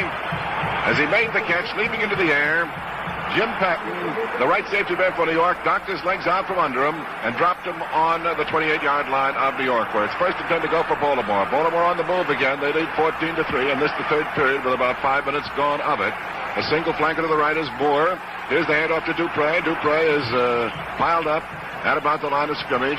Little earned, little if any gain on the play as he runs smack dab into Jim Cabbage and Sam Huff, with Emlyn Tunnell coming up from the secondary to bring him down. Most of the time, New York is in a tight 7-man line, but they start with a basic 4 of Kent Cabbage, Mozaleski, Greer, and Robustelli, backed up by Livingston, Huff, and Zvarek. But those 3 linebackers move in and out of the line, and they pop up at various places, making it a 7 a good deal of the time. Here it's second down now and 9 to go. The ball on the 27-yard line of New York as Unitas drops back to throw, looks, throws to Berry. It's broken up. And Carl Karalivitz came in at the last moment to get a hand on that ball and to bat it out of Raymond Berry's hands. Ray Berry is the top pass catcher of the Baltimore Colts. He caught 56 during the regular season for a total of 794 yards and 9 touchdowns. He's caught 1 touchdown pass today. Third down, 9 to go now on the 27 of New York. This time it's Dupre flanked to the right as Unitas comes back to throw again. Fakes once, hits Berry on a hook, and Berry is tackled by Karalivitz and by Huff as he makes the catch. Good for a first down. For Unitas, he's now hit on 13 out of 18 forward passes. And the boy is very definitely on the beam. University of Louisville product. He's 25 years of age in his third year in the National Football League. He's a 6'1", 190-pounder, but he looks slim out there. And it's first down now and 10 to go on the New York 15-yard line. Here is Unitas hitting his flanker man, Moore. Moore is tackled and down, but on about the 4-yard line of New York, I would say, by Lyndon Crow. The ball is on about the 4 or the 3-yard line of New York. And we have now 7.5 minutes coming up. 7.5 minutes to go. We're about halfway through the third period here at Yankee Stadium. Brown comes in to replace Murray as the New York team plans to put on a goal line defense here. First and goal to go on the 3 of New York for Baltimore. Baltimore leading 14-3. They head off to Amici. He swings, veers to his left, and hits to that goal line or close to it, but we've gotten no indication of a touchdown as Huff and Tunnell combined to bring Amici down. The ball is spotted on the New York 1-yard line where it's second and goal to go. New York is in a tight 8 to a 9-man line, ready to dig in and defend. Alan Amici headed for the middle of the line, then veered to his left on that one, as he so often does. Lenny Moore flanked wide to the left this time, leaving Amici and Dupre back as Unitas prepares to take. Second and goal to go. Unitas on a sneak behind a wedge charge. Hits into the Giant defense. We're getting a call for a timeout from referee Gibbs, an official timeout just to unpile that great mass of humanity at the goal line and find the ball underneath it. Ball ready for play. The nose of the ball almost on the Giant goal line. He picked up only about a foot or a foot and a half. He still has about a foot and a half to go for a first down, and it's third down coming up. Less than a yard to go for a first down for Baltimore. Lenny Moore flanked wide to the right again. Amici and Dupre back with Unitas in front. So Amici behind the left side of the line, behind Parker, the big blocker. Pyle drives into the New York line. Again, no signal for a touchdown, but we've got the signal for the timeout officially to unpile the mass of humanity again. And it looks as though that New York Giants defense has stymied Baltimore once again. Yes, New York's defense has held them. And the ball is now on the 1-yard line where it's 4th down and goal to go. And this New York defense is tremendous here at this stage. But can they do it once more? They've had to dig deep into the emotional well. Again, the same offensive setup. And again, Unitas sends his lineman down. Quick tosses out to Amici, swinging wide to the right, and he's thrown for a loss on the 5-yard line. With the tackle made by Livingston, and the New York Giant defense is great. Hold him on. Baltimore leading 14-3, had a chance to get some icing on the cake as they marched steadily down to the New York 1.5-foot line, and there the New York defense manifested itself. Bill, wasn't that a dandy?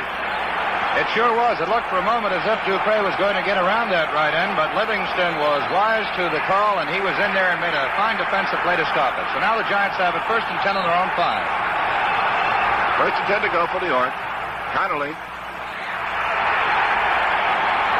heading off here to Gifford, and Gifford over the middle. Picks up a yard or two. Picked up more than a yard or two. He moved it out to about the 10-yard line, a 5-yard crack there. With a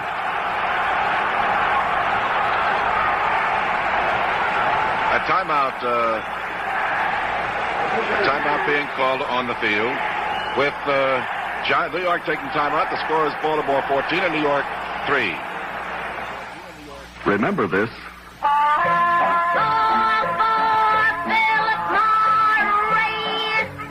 Lots of people besides Johnny seem to be calling for Philip Morris today.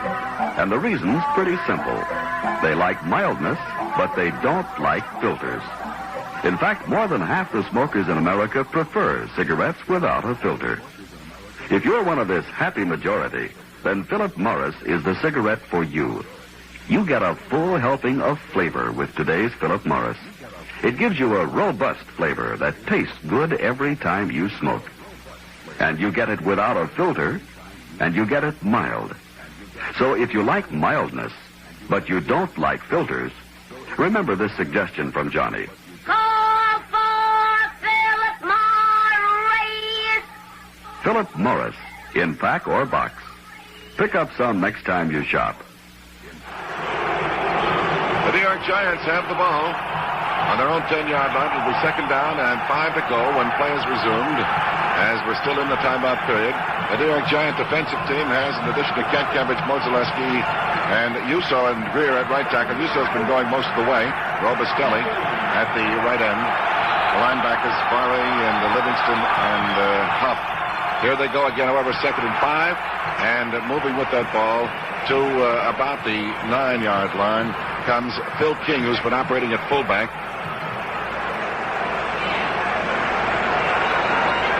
And it's now, he picked up about 3 yards on the play. It's 3rd down coming up and about 3 to go. He was trying the right side of the Baltimore line, and Lipscomb and Joyce held him to a couple of yards gained on the play. New York has Gifford at left halfback, King at right halfback, and flanked wide to the right goes Webster, the right halfback, King at fullback. Here's Connolly faking the King, throwing down the middle. Rota's in the open. He's got it, but he shakes loose one man, shakes loose another. He's been chased from behind and brought down on, there's a fumble on the play. And it's picked up by New York, and racing is Webster with the ball from the 20-yard line into the end zone. That's what happened. There's no markers down on the play. And I think on one of the world's most amazing plays, New York has scored here. Rote caught that forward pass over the middle, was in the clear, was hit from behind. Here comes Rote off the field, fumbled. Alex Webster picked the ball up and raced in for a score. Wait a minute. Oh, the ball's going to be put down on about the 1-yard line. It was ruled, he was tackled there. I thought he had gone in for the score, but he had been hit and then crawled over, and the ball spotted on the 1-yard line, and Mel Triplett now is in the ball. Ball game for New York. 86 yards overall. Connolly to Rote, fumble to Webster. Webster to the 1-yard line where it's 1st and goal to go for New York. With the score 14-3, Baltimore out in front. Connolly now handing off to Webster. Webster drives, doesn't make it. He's piled up short of the goal line. And they've got to unpile that massive humanity again. So let's pause 10 seconds for station identification. These are the General Electric stations, Schenectady, WGY, and WGFM. Back at the Yankee Stadium, the ball is still on the 1-yard line. It's ruled that's where Webster was hitting down, and it's 2nd and goal to go. And now, the league's second-best defensive unit, Baltimore's, is being tested by New York, as New York has 2nd and goal, with Baltimore leading 14-3 in this, the 3rd period. Here is the handoff to Triplett, and Triplett smashes in for the score.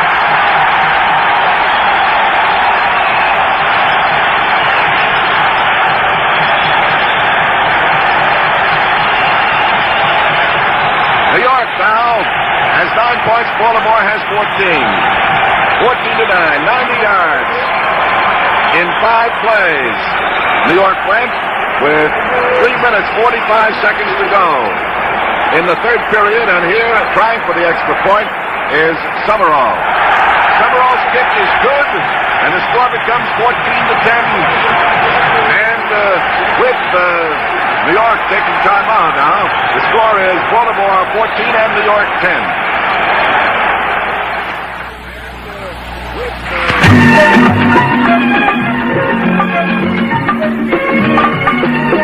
Julie London sings the Marlboro song. Where there's a man, there's a Marlboro. You like the flavor of a Marlboro. Good filter, good flavor, good mild smoke. Make yours the filter made by Marlboro. You get better makings in a Marlboro. More flavor, more filter, more cigarette. Pick up a carton.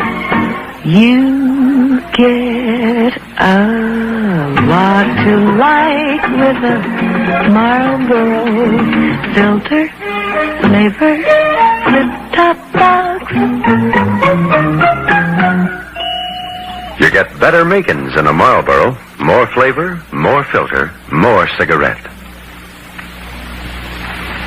Chandler prepares to kick off for New York. And the ball sails downfield to be taken by Simpson on the 2-yard line. Simpson to the 5, the 10, the 15, the 20. He's hit and dropped on the 25-yard line by Ed Hughes in the kickoff team for New York. New York moved 90 yards in 5 plays for the touchdown, and on this kickoff return, it was a 58-yard kick and a 23-yard return by Simpson. And Baltimore's ready to go again. And Joe, and that goal line stand by the Giants might be just what they needed to spark their offense out here. It certainly has inspired it. Now here goes Baltimore again with 1st and 10 on their own 25. Unitas handing off down to Dupre on a crossfire. Dupre picks up 2. It looks so the defense is inspired too because New York obviously has come up with a much more inspirational brand of play since that goal line defense fired this crowd of 70,000. I'm sure fired you listening across the nation.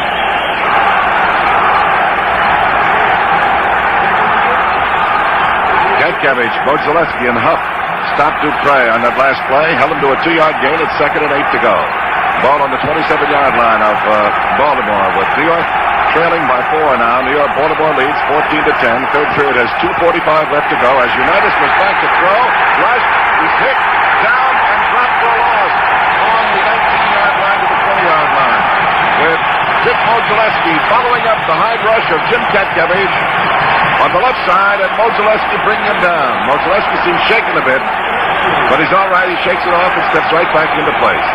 Ball is on between the 19 and the 20-yard line of Baltimore now. Give them a 6-yard loss. Make it coming up here now. 3rd down and about 16 to go for a first down. Baltimore leading by a score of 14-10 with a fired-up New York Giants team meeting the high-powered offense of the Colts. Lenny Moore wide to the right. 2 men covering him. Unitas takes back, sets, rushed again. He runs, and he's up to the 20, up to the 25. He's to the 27 and brought down on the 28-yard line as he picks his way through the middle of the onrushing New York Giant lineman to be stopped by Harlan Spare, 84, and the New York Giant middle linebacker. Right side linebacker, I should say. Sam Huff takes care of the middle.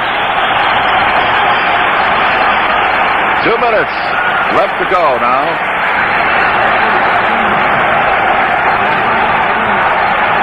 In the 3rd quarter at Yankee Stadium, Baltimore leading 14-10. It's 4th down, coming up, 7 to go. The ball on the Baltimore 28-yard line, and back to kick is Brown, standing on his own 15. He kicks, sails a high kick downfield, which drives Maynard back. Maynard takes on about the 15, swings wide to his right across the field to pick up his blockers, and cuts back again to run right into trouble as he's brought down at about the 19-yard line by Baltimoreans, whose Colts are led by Steve Myra, we see, with a 57-yard kick and a 2-yard return on the play.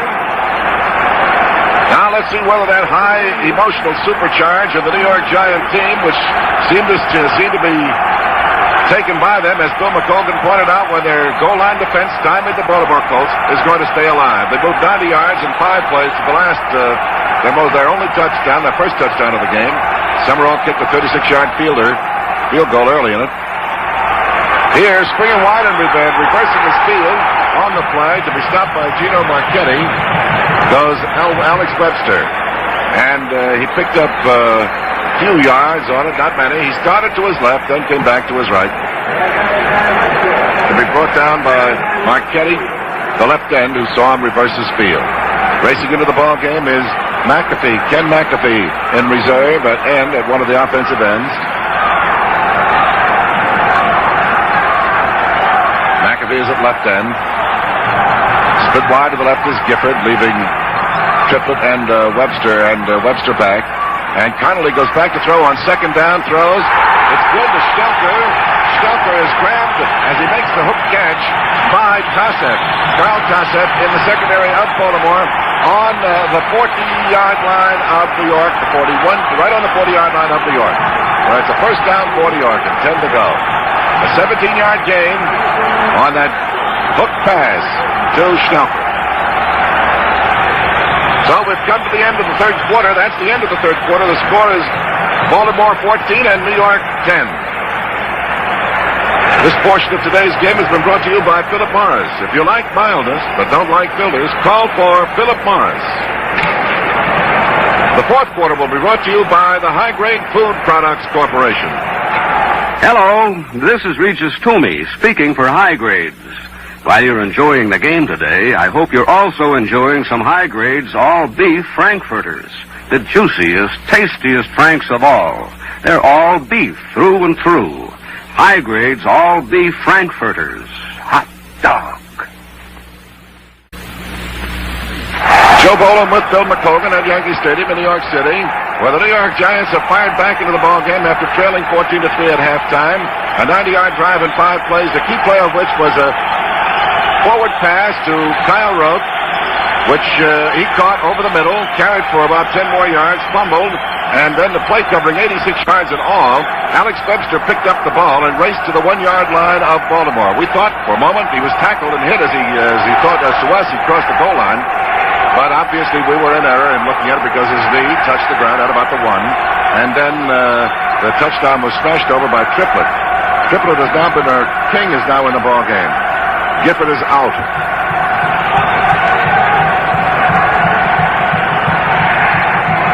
Webster is out. King is in for Webster.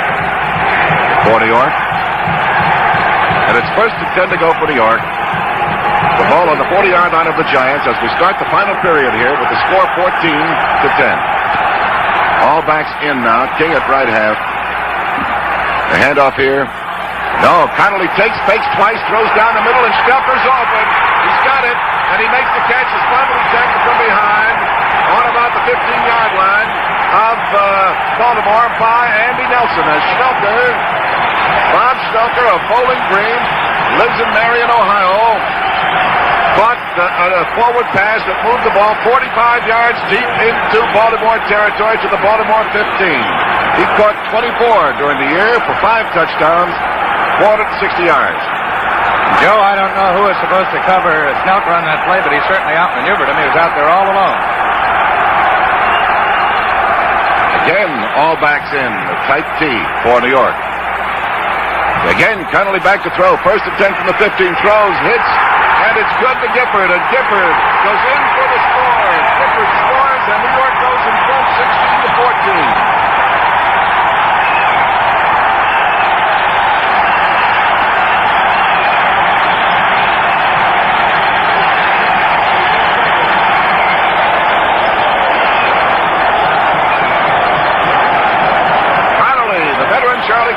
Maneuvered the New York Giants 81 yards in 4 plays, hitting Frank Gifford for the touchdown.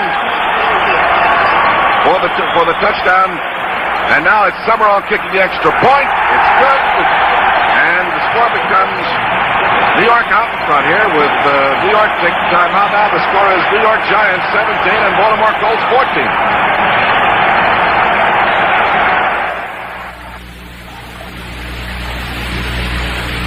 Regis Toomey again for high grades.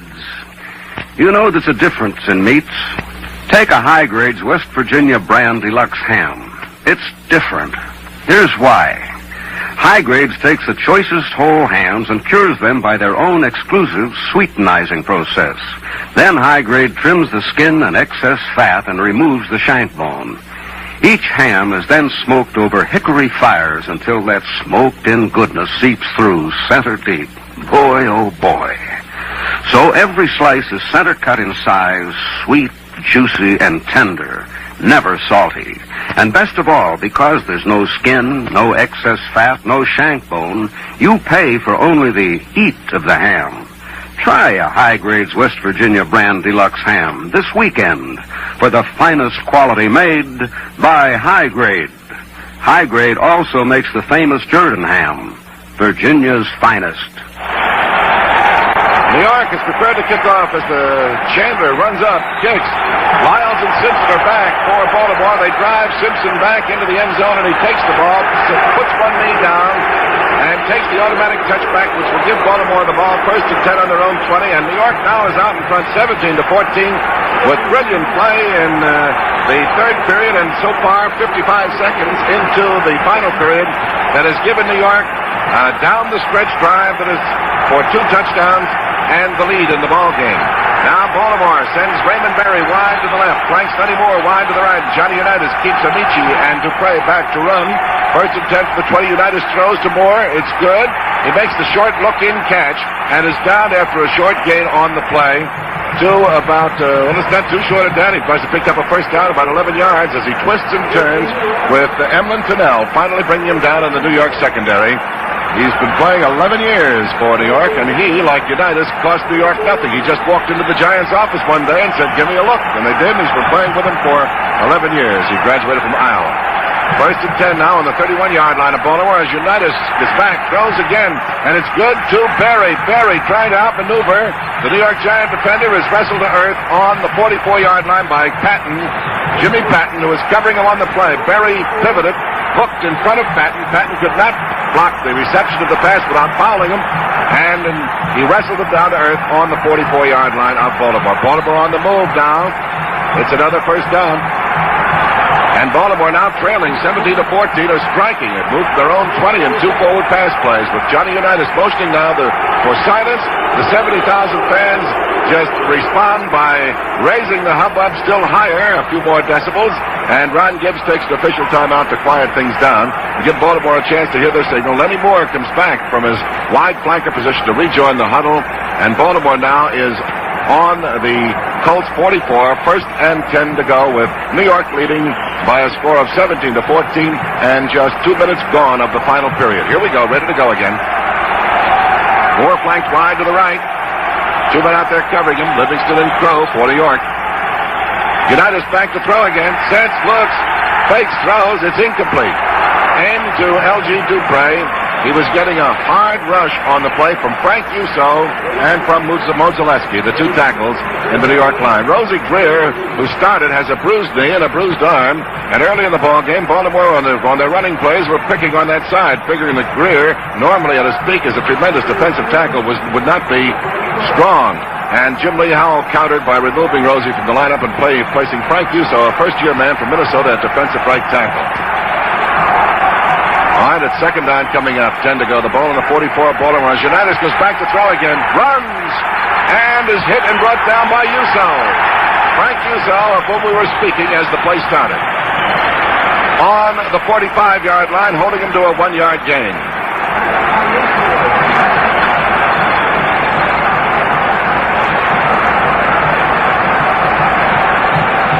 (17-14). New York leads. New York's defensive platoon now being tested as Baltimore, holding a 14-3 lead at halftime, finds itself now trying to come back off the emotional ropes where New York's power drive in this third period and so far in the fourth have set them. Third down and 9 to go on the 45. Unitas back to throw. It's incomplete. But let's see whether we got a call. We got a marker on the play. We're getting a marker on the play as the forward pass was aimed at Muchler, and Muchler was fouled on the play. And a pass interference, defensive pass interference is called, which gives Baltimore a first down, 10 to go at the spot of the foul on the 38-yard line of New York. Baltimore moving steadily. A pair of completions and a penalty now have moved the ball to the New York 38. And Mr. Unitas now is hit on 17 out of 23. Here's Unitas back to throw again, throws a shorty. A little flat zone pass out to Amici. He's down back of the line of scrimmage for a loss. Actually, it was a lateral pass thrown with a forward pass motion. Harlan Spire covering the right side of the New York Giant line, to which direction the play was aimed. Allowed Amici to make the catch, then floored him with a tackle at the 39-yard line. There's a yard loss on the play, and it's second and 11 to go now for Baltimore on the New York 39, with New York leading 17-14. We're in the final period, and Baltimore is to the attack once more. Lenny Moore wide to the right. Unitas back to throw again. Sets, looks, throws one long down the middle, aimed at Dupre. Incomplete. It just bounced off his fingertips at the 5-yard line. Let's pause 10 seconds for station identification.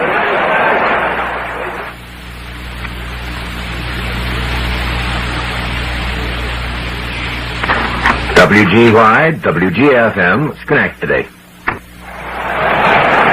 So Baltimore is back now to the 39-yard line of New York, where coming up, it'll be third down and 11 to go. And we're in the final period with 11 minutes, 10 seconds left to play in the ball game that will decide the National Football League's championship. Here is Unitas rolling out to the right, setting, looking, faking, throwing, incomplete to Muchler, to Lenny Moore on a look-in.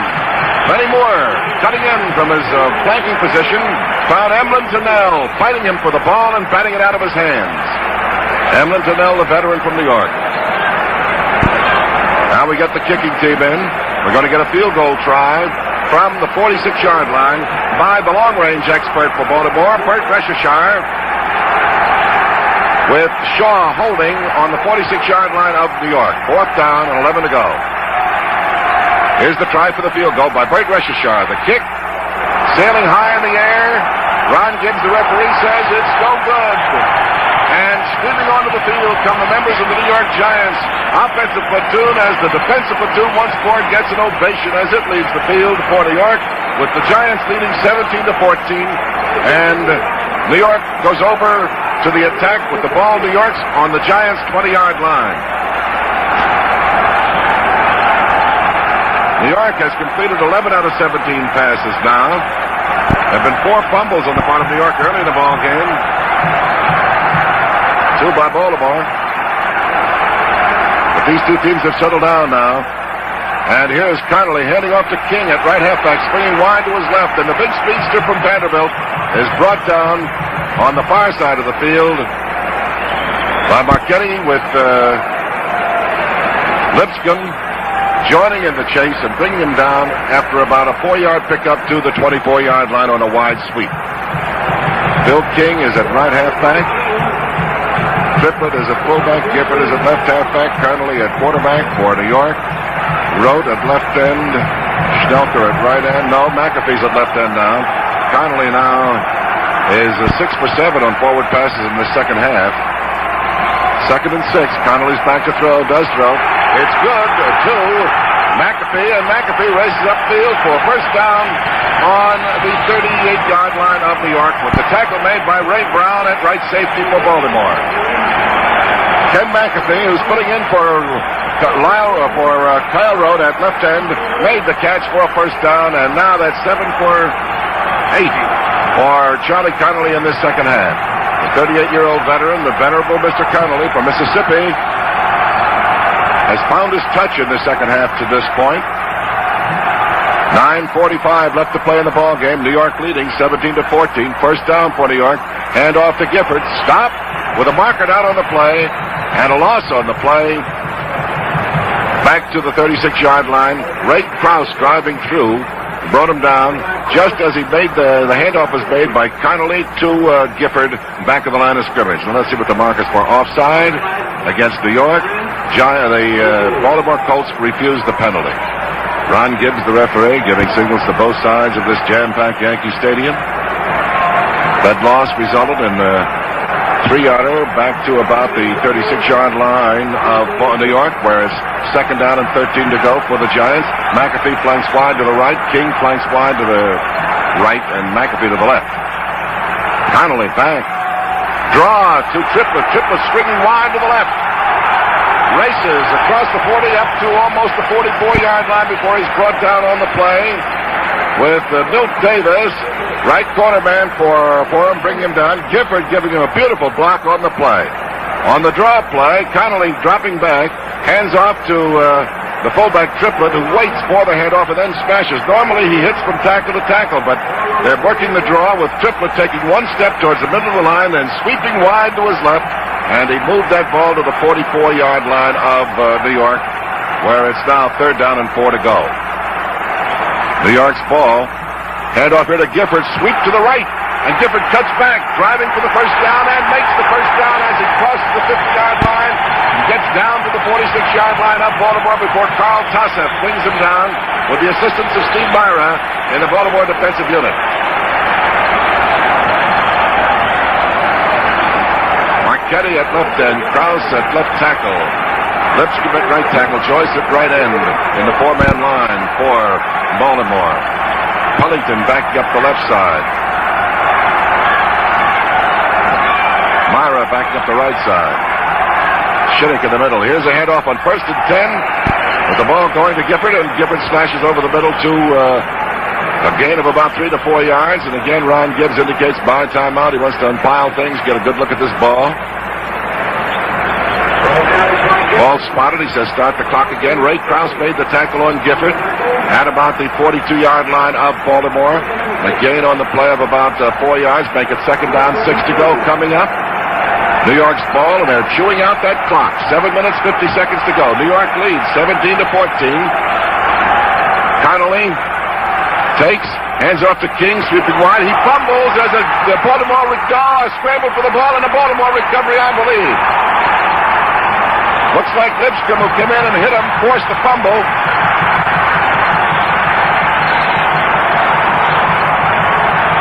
With Myra making the recovery of the ball for Baltimore on New York's 41-yard line. So Baltimore takes advantage of a hard-hitting defense, a resultant fumble, and a break in New York territory with New York leading 17-14. It's Baltimore's ball, first and 10 to go on the Baltimore 42.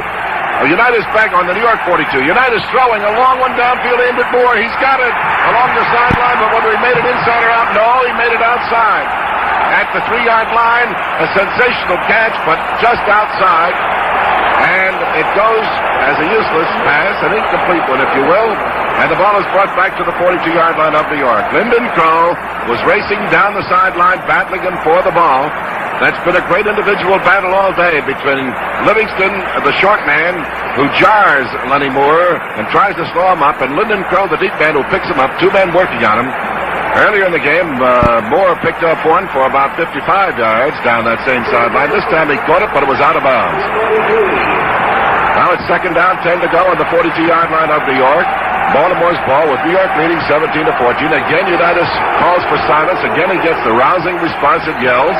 And then settles down, prepares to take, goes back, sets, runs, throws, and it's almost intercepted by Patton. Whether he held on to that, I don't know. Looked like Karlivitz or Patton. Karlivitz, the pass in to Raymond Berry, but he couldn't hold on to that ball. Karlivitz, he's 21, Patton's 20. We saw a 20 flash through there. Karlivitz batted it out of Raymond Berry's hands. Third down, 10 to go. Karlivitz played his college ball at Syracuse. He's a 6-year veteran of the National Football League. Played most of the time with Detroit. Third down coming up, 10 to go. The ball's still on New York's 42 with New York leading 17-14 and Baltimore's ball. 7:10 left to play in the ball game. Back goes Unitas. Unitas throws. It's good to Berry. Berry is driven out of bounds on the 31-yard line with the tackle made by Patton. Jimmy Patton in his 4th year of National Football League play, and it's good for a first down on the 31-yard line of New York. Baltimore's Lenny Moore, who's the flanker and a deep faker on the play, is back rejoining the huddle. 19 out of 28 completions for Unitas. First down 10, Unitas hands off to Dupre. Dupre running wide to his right is brought down at about the 27-yard line of New York after a pickup on the play of about 4 yards. The tackle made by Livingston, a fine block made by Art Spinney of Baltimore. In the offensive line, he's flanking Nutter at center, Sandusky at guard, Priest and Parker at tackles, Berry and Muchler at ends. Unitas has Dupre, Amici and Moore in the back line with him. Second down now, and about 6 to go. The ball on the 27-yard line of New York. Baltimore's ball with New York leading 17-14. Baltimore. Unitas back. Robustelli drops him for a loss. Andy Robustelli on a bootleg play by Unitas. Robustelli made just an instant hesitation, decided it was a bootleg. He couldn't see the ball. Then he tore for Unitas and floored him for a loss on the 38-yard line of New York. You can see the cagey play of a veteran there in his 8th year in the National Football League. Andy Robustelli, a 230-pounder. He's 30 years old. Made up his mind in a flash that this was the fake, that Unitas had the ball. It was hidden from him. He just tore into Unitas and dropped him. Now there's about 18 yards to go. Third down coming up for Baltimore on the 38-yard line. Here's Bav, New York, and here it's thrown for a loss again is Unitas with the charge led by Ed Mozeleski this time, Dick Mozeleski and Jim Katkevich. Dick Mozeleski and Katkevich. This New York team is aflame defensively. They fired through on Unitas and dropped him for another loss. And it's 4th down coming up now with 10, 20, about 27 to go. Reschishar is coming in for a long-range kick. The ball is on the 47-yard line of New York. Oh, it's going to be a punt. Brown is back. He's not going to try a field goal. Brown is back. Long punt formation. They have 5 minutes, 45 seconds still to go in the ball game. Late arrival racing in for play. Baltimore's all mixed up. Timeout called here by referee Ron Gibbs for the enforcement of a penalty for delay of game against Baltimore because Baltimore was mixed up in its kicking team members, and they had a couple of strangers running around in the offense. So there's timeout here with Baltimore taking timeout. The score is New York Giants 17, Baltimore Colts 14. This is Regis Toomey. If I told you could have a family meal for pennies, would you believe it? Well, you can with High Grade's KP Party Loaf, the most nourishing, most economical meat you can buy. High Grade's KP Party Loaf is made from pork and juicy beef. And believe me, that beef makes a world of difference. High Grade's KP Party Loaf. Cold, it makes a great sandwich. Fry it or bake it for an easy, quick, and delicious main dish. That's kitchen pure. KP Party Loaf, tastiest of all luncheon meats. High Grades also makes many other canned meats, including chili con carne, corned beef, and High Grades or Kingan's canned hams, for the finest quality made by High Grade. For the finest quality made by High Grade.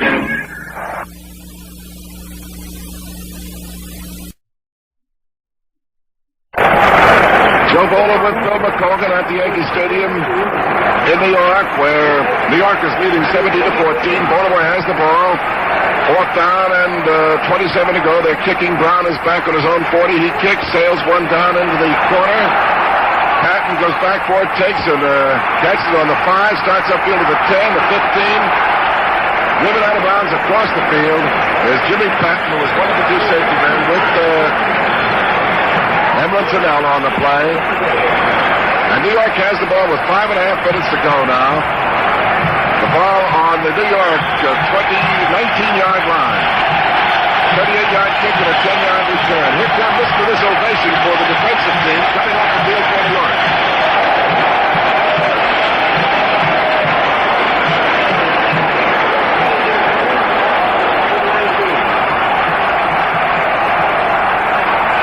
New York's ball, first and 10 to go on their own 19. Connolly at the helm. Connolly to Alex Webster. Webster cutting back. Smashes upfield to about the 24-yard line to be tackled by Big Daddy Gene Lipscomb. A 288-pound, 6'6" right tackle for Baltimore. Never played college ball. Came out of Miller High School in Detroit and service ball to make the grade the National Football League. Did Lipscomb. There's a 5-yard pickup on the ball. The ball spotted at the New York 24, and it's second down and 5 to go for the Giants, with now 5 minutes left to play in the ball game. Webster is flanked wide to the right. Gifford and Triplett in the back line with Connolly, the quarterback, taking Connolly to Gifford. Gifford off the tackle is brought down with Gino Marchetti and Art Donovan pile driving shoulder to shoulder under his legs and under the blockers to stop him at the line of scrimmage. There's no gain. 3rd and 5 coming up now for New York. 4.5 minutes to go. Bill, can New York run out most of that clock? Well, I know they hope they can. It's 3rd and 5, and this is a mighty big play for them right now because if they don't make the 5 yards on this one, they would have to give the ball back to Baltimore. Giants breaking out of the huddle, so let's see what Charlie Connolly calls on this one. And it's because of exactly that Baltimore punted on that last try. They figured they'd get the ball at least once more. Here's Connolly back to throw now. Here's the throw. Good to Webster, and Webster, all he wants the first down is steps out of bounds at about the 33-yard line with Andy Nelson shoulder to shoulder with him covering for Baltimore. But he got the first down, and Phil, they've got 4 more downs to roll now with 4 minutes to go in the ball game. Joe, the thought just occurred to me that this is the closestly matched championship game in the last 5 years. There's no question about it. It is. And an amazing comeback for these high-flying New York Giants. Here's Connolly now to Webster. Webster is hit at the line of scrimmage by the whole right side of the Baltimore line, led by Lipscomb and Joyce with Shinnick and coming in on him too.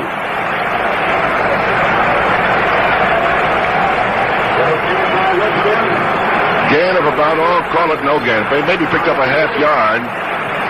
So it's 2nd and 9.5 to go for a first down. 3.5 minutes to go in the ball game. That clock running, and New York taking all the time in the world, right up to the last minute, to get up out of that huddle and over the ball.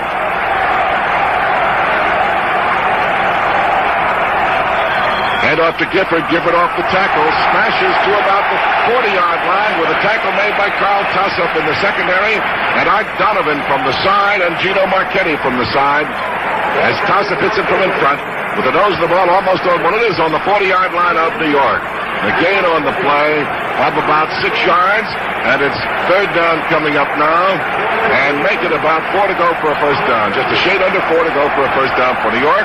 3 minutes left, 2:50 left to go in the ball game. New York leading 17-14. The final period here at Yankee Stadium for the biggest of all prizes, the World Championship of Professional Football. Connolly to Gifford. Gifford off the tackle, smashes to about the 43-yard line, and it's going to be close as Gifford hugs that football with a Marchetti making the tackle on him for Baltimore. Stelker giving him a good block on the way. So did Jack Stroud. Marchetti, who came in on 2, is down on the field for Baltimore as timeout is taken for him and a measure. Timeout taken for Gino Marchetti. Time in for Bill McColgan.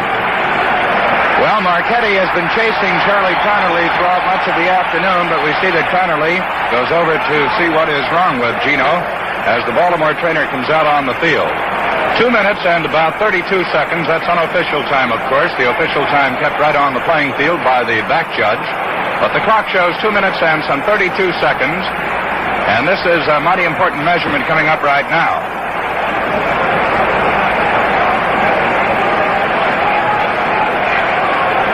The trainers still working on Gino Marchetti. It was Marchetti who was on the bottom of the pile in stopping Frank Gifford on that play. Giants have the ball at about their own 42.5, 43-yard line. And most important to them right now is to pick up this first down and run the clock out. Gino Marchetti is going to be taken from the playing field. Time is still out. The Giants have been a Cinderella ball club all year long. They lost 2 of their first 3, and then came back to lose just 1 more the rest of the way during the regular season play. That was an upset at the hands of the Pittsburgh Steelers. They went into the final game of the regular season trailing the Cleveland Browns by 1 game. They beat the Browns 13-10 in that game. And then in a playoff game here a week ago today, they blanked the Browns 10-0. Gino Marchetti, regarded by most pro football observers as the outstanding defensive end in pro football, is being helped from the field, and he's going to be replaced at defensive left end by Ordell Bracey, B-R-A-A-S-E. He's from South Dakota, second-year man. He's 6'4", 215 pounds, 26 years old. Now, the Giants did not make the first down. They have the ball on their own 43-yard line. It's 4th down and about a yard to go. And we see that Don Chandler, the punter, has come into the football game.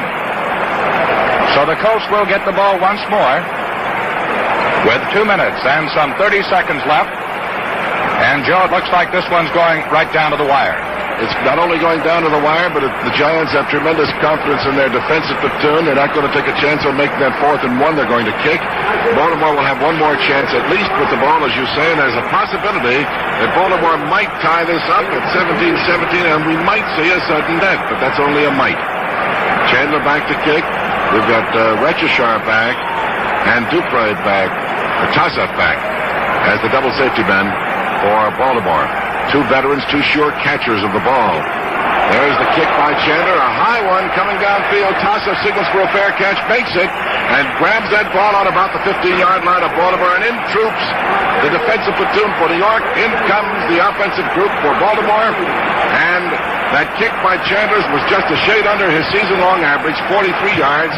He's averaged 44 yards a try all season long. Baltimore is is 85 yards away from a touchdown. 2 minutes and 20 seconds to go in the ball game. The clock is running. This is unofficial time, as Bill has told you, because the official time of the National Football League is kept on the field by the back judge, Cleo Beal. And here is Baltimore now, 1st and 10 on the Colts 15-yard line. United's back to throw. Sets, looks. Throws the long one downfield, aimed to Mutchler. Incomplete. At the 35-yard line of New York, with Emlyn Tunnell and Jim Patton riding, well, as they say in the Westerns, they were riding shotgun on him. Side by side with Jim Mutchler, but the ball sailed over both their heads, as well as Mutchler's, and it becomes 2nd and 10 to go on the 15-yard line of Baltimore, the Colts ball, but the incomplete pass stopped the clock with an unofficial 2 minutes left to go. There is two, Joe. There's the official notification by referee Ron Gibbs of the rival coaches that there's just 2 minutes left to play in the ballgame. New York leads 17-14. The Giants' redoubtable defensive platoon in there. The Greeks at Thermopylae had nothing on them. That goal line stand of theirs lit the fire that sent them on to 2 touchdowns and the leadership in the ballgame at this stage of the contest in the second half. Here's United's back to throw. Does throw. It's good. Is it or isn't it? Dupre had his back to us, and it's called incomplete.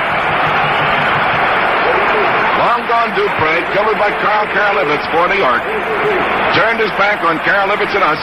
Went to his knees, and the question in our mind was, did he trap it? Did he catch it just on a low ball thrown at him at about knee-high? But it was signaled incomplete. And for Unitas, he's now completed 19 out of 30. Charlie Connolly's been hot in the second half for New York, as we've told you earlier. New York leads 17-14. 3rd down coming up, 10 to go. Again, Unitas is back. Sets, looks, throws out to the right.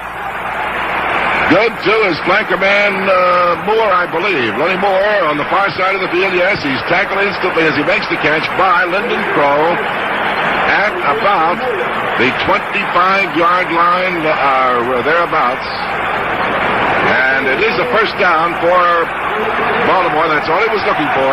The 1st down on the hook pass. A 1st down on the 25 of Baltimore. United's back again. Sets, throws. Missed.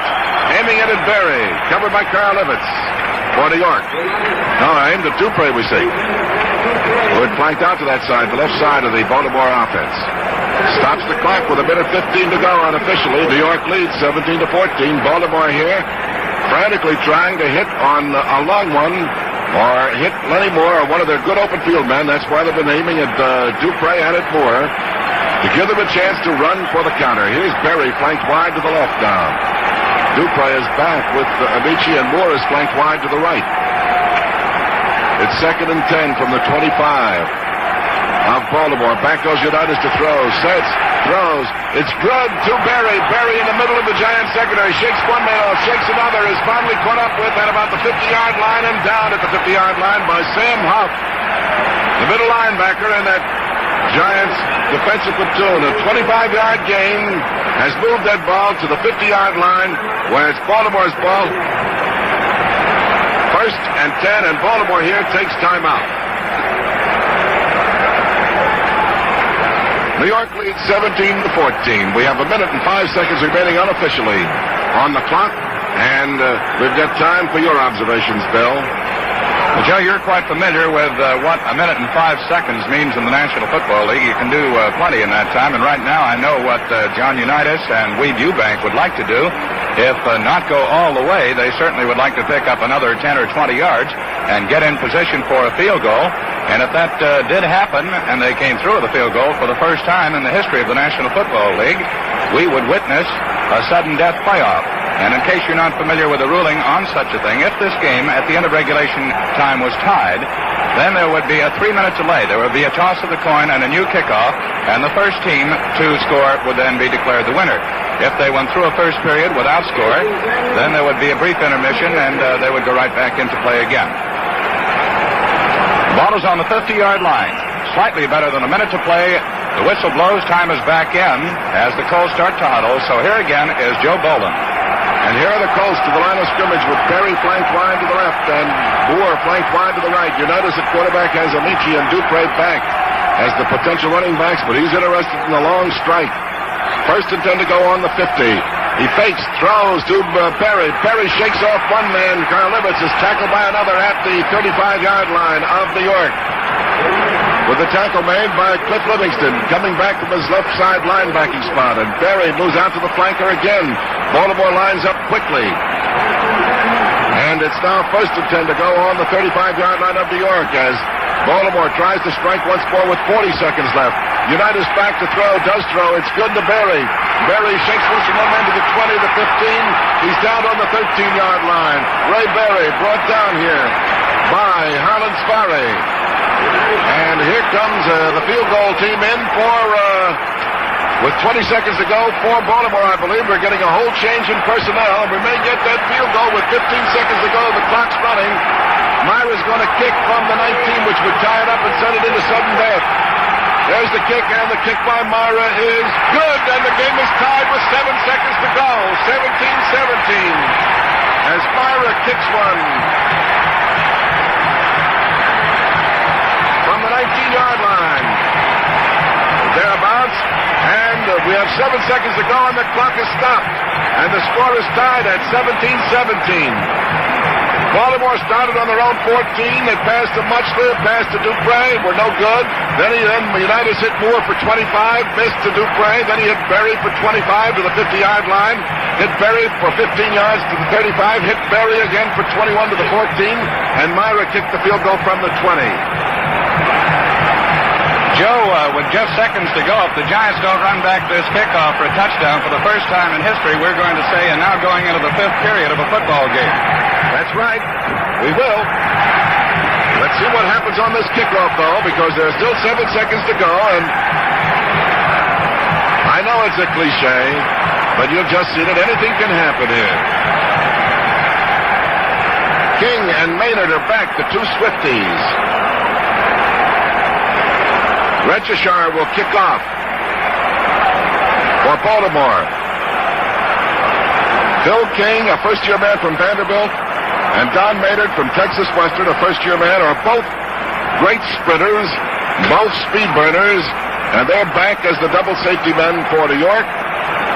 Let's see what Baltimore does here. They may be planning on a short kick, too, in order to keep it away from them and run this out. And then hope that the toss the coin will give them the ball on the sudden death. Oh, he kicks a long one downfield. Regishar sails one into the end zone to Maynard. Maynard's out to the 5, the 10, the 15. He's out of bounds. Driven out of bounds is Don Maynard at about the 18-yard line of New York with the tackle applied by Call. John Call of Baltimore. That stopped the clock with about 3 seconds to go. This is unofficial time, remember.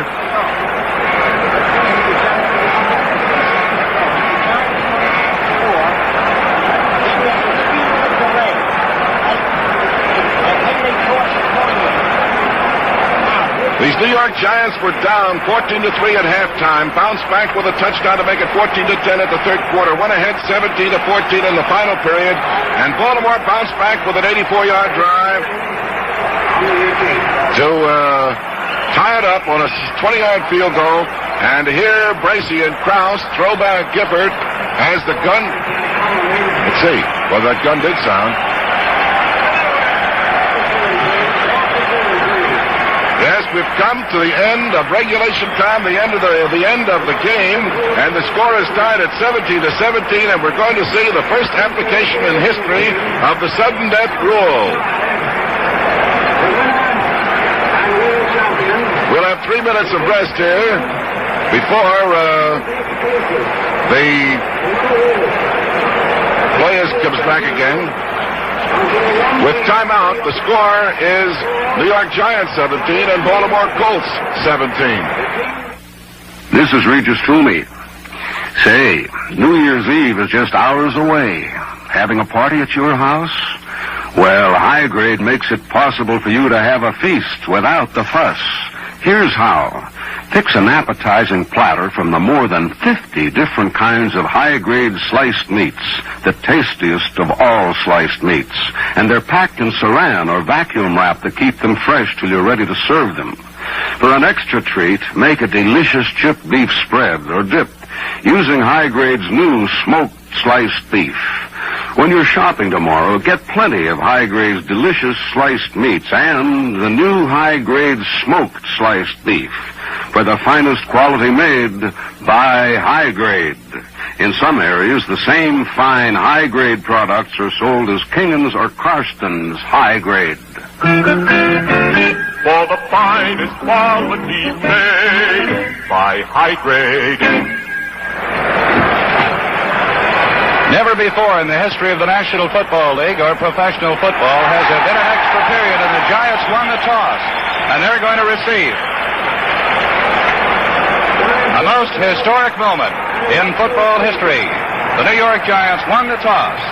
They elected to receive, and they will receive at the north end of Yankee Stadium for this sudden death playoff with all the marbles on the line. The members of each winning team will receive about $5,000. The members of the losing team will receive slightly less than $3,000. 17-17, thanks to some brilliant passing by Johnny Unitas to get the ball into field goal kicking position. Joe? Bill, I just thought we'd call attention to the fact that it's the first team that scores, field goal, safety, touchdown, that will win the game now, and the game will be over with the first score. That's what the sudden death rule means, and the Giants, as you pointed out, are in favorable position because they have won the toss, have elected to receive, and will get the first opportunity with the ball. Here we go. We're almost set for the kickoff. Baltimore is ready to go. Bert Retchichar is teeing the ball up on the 40-yard line. This portion of the broadcast is brought to you by Philip Morris and Marlboro's. And Retchichar has the ball. Teed up on the 40-yard line. Phil King. Down deep on the near side. Don Maynard right under the goalpost. Ball, listen to the buzz in the stands here at Yankee Stadium as Retchichar kicks off. Maynard takes it on the run on the 10 and he fumbles. He picks it up. He's at the 20 and he is downed at the 20. Don Maynard trying to take it on the dead run at the 10-yard line. Fumbled it, but picked it up at about the 18-yard line. And got to the 20 before he was hit by Fred Thurston. It's 4:35 here in the East, and the lights in Yankee Stadium are invaluable because dusk is falling, and it's a wonderful picture here. Giants out of the huddle, to the line of scrimmage.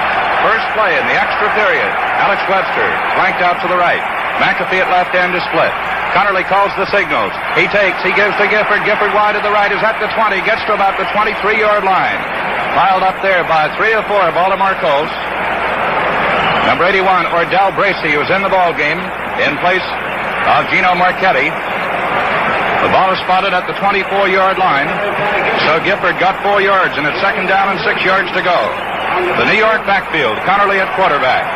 Frank Gifford at left half, Alex Webster at right half, and Phil King is the fullback. No, Triplett is in at fullback in place of King. Baltimore Colts, 5 men up there on the line of scrimmage, with the linebacker Shinnick just a yard behind. Flanker to the right, the left end split. Fake to Triplett, Connerly back to throw. He throws, it is no good. Intended for Bob Schnelker at the Giants' 45-yard line. The pass was just a bit off target. Carl Tassett was defending on the play. Ray Brown moving over there also. So Connerly intended for Bob Schnelker. His right end incomplete. And it's third down and 6 yards to go. The first team to score in this football game is the winner. Ball on the Giant 24. Third down and 6 yards to go. The Baltimore Colts talk things over defensively. They have Bracey and Joyce at the end. Donovan and Lipscomb the tackles. The linebackers Fellington, Shinnick, and Sanford. Giants at the line of scrimmage. Flanker this time is Gifford, and he's out to the left. Right end Schnelker, split by about 3 yards. Fake to Webster. Connerly rolls to the right. Starts to run with the ball. He gets to the 30-yard line, or very close to it. Let's see if he made the first down. The tackle made by number 66, Don Shinnick, with Pellington, number 36, also helping out. Charlie Connerly rolling to his right. Fake to pass. Came up close to first down yardage. Joe? Connerly's getting up a little slowly, but I think he's all right. Now we get an important decision. Are they going to kick or are they going to go for this? They're streaming in. Newman and Chandler is coming in. So, again, a tremendous vote of confidence in the New York defensive team. New York is going to punt. The ball is just about a foot short of the 30-yard line. Don Chandler in the game to do the punting. Chandler stands at his 15-yard line. Tassif, a single safety for the Baltimore Colts. Back at the Colts 30. Chandler gets a tremendous kick away. Tassif being chased back to the 18-yard line. He takes it. He's to the 20 and slips and falls as he tries to cut. So the Giants took over on their 20, and now the Baltimore Colts do. 62-yard kick, a 2-yard return for Tassif as the kick went to the Baltimore 18-yard line, and Tassif got it back to the 20. First and 10 for the Baltimore Colts. Charlie Connerly in the second half and this overtime period is connected on 8 out of 10. Lenny Moore, flanker out to the right. Left end, Berry is split. Unitas gives to Dupre. Off tackle, Dupre still on his feet, comes across the 30 to about the 32-yard line.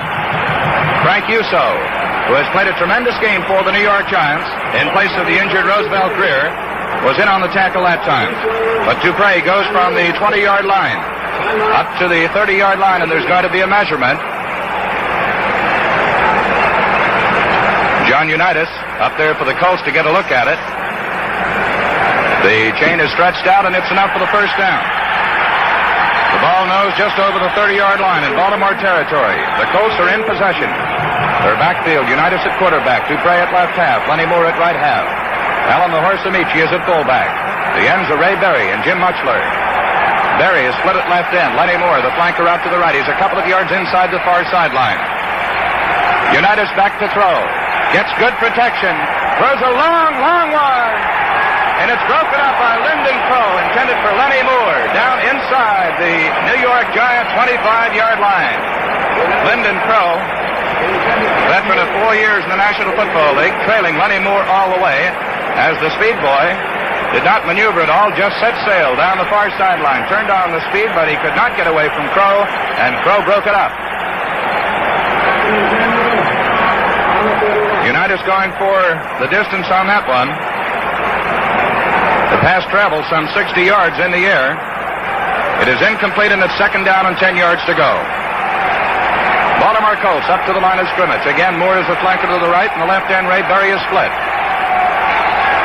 Unitas back to throw. He hands to Dupre. Dupre comes in to the left side of the Giant line and gets a couple of yards to the 32 and the 33-yard line. Jim Katcavage, fine defensive left end, and Dick Modulewski team up to make the tackle. Dupre, the ball carrier. He got about 3 yards to the 33-yard line, where it'll be third down, about 7 yards to go. New York Giants getting their defensive signal straightened out. The officials go over to the Baltimore bench across the way. There are some fans who have moved down along the sidelines, and time is called now, while the officials clear the fans back. It's 17-17 in a sudden death overtime period here at Yankee Stadium in New York. Baltimore has the ball on its own 33-yard line. Third down and about 7 yards to go. Giants won the toss to receive the opening kick of this overtime period. Maynard got back out to the 20, but the Giants were stopped at the 29-yard line. And now the Colts have it on their own 33-yard line. The fans have been cleared back, and the Colts break out of the huddle. 3rd and 7.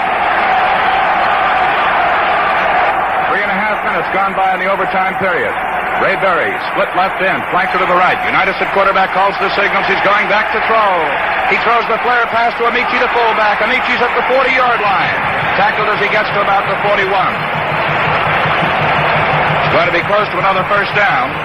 Harlan Savary made the tackle. Unitas looked deep downfield, but could not find a deep receiver open. And Amici, the flaring fullback, as he moved out to the left, took it and carried for a gain up over the 40-yard line.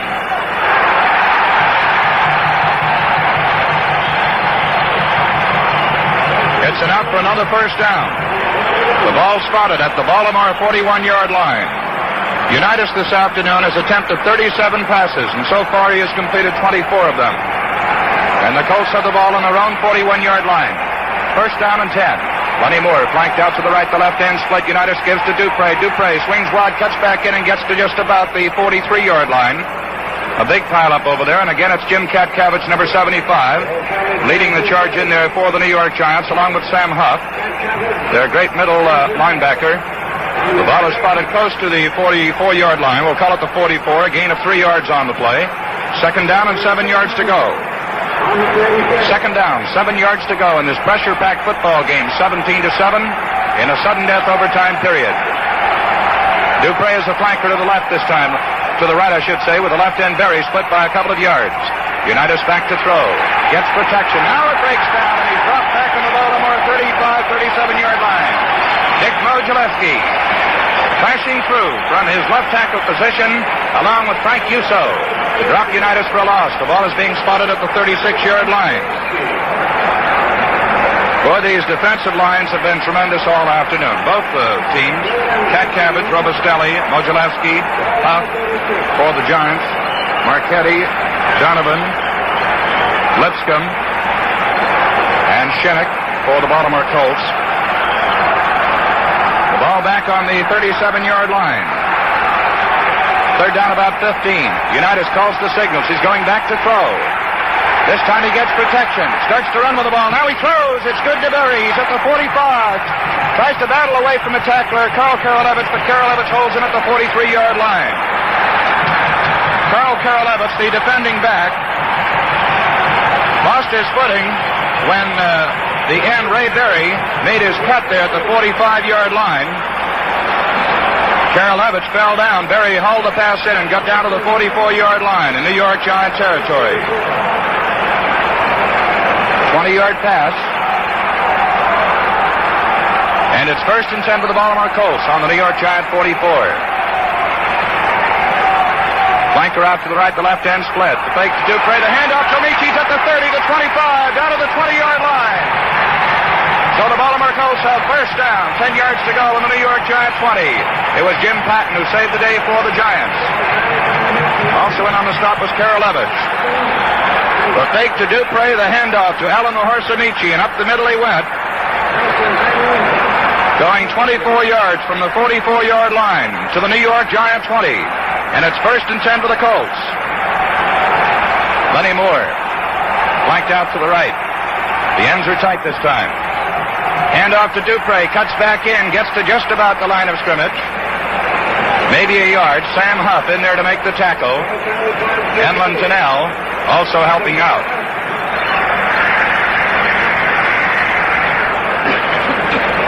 The ball is right on the 20-yard line. Joe? This drive has only been good. They may carry to a touchdown, but in any case, they're within field goal range, and that first score is what wins the ball game now. Here they go again. Buzz Nutter is over the ball at center. Snap back to Unitas. He throws the quick one to Berry. He makes that fine grab at the 10-yard line. They're going to mark it at the 8-yard line. It'll be Baltimore's ball, first down and goal to go.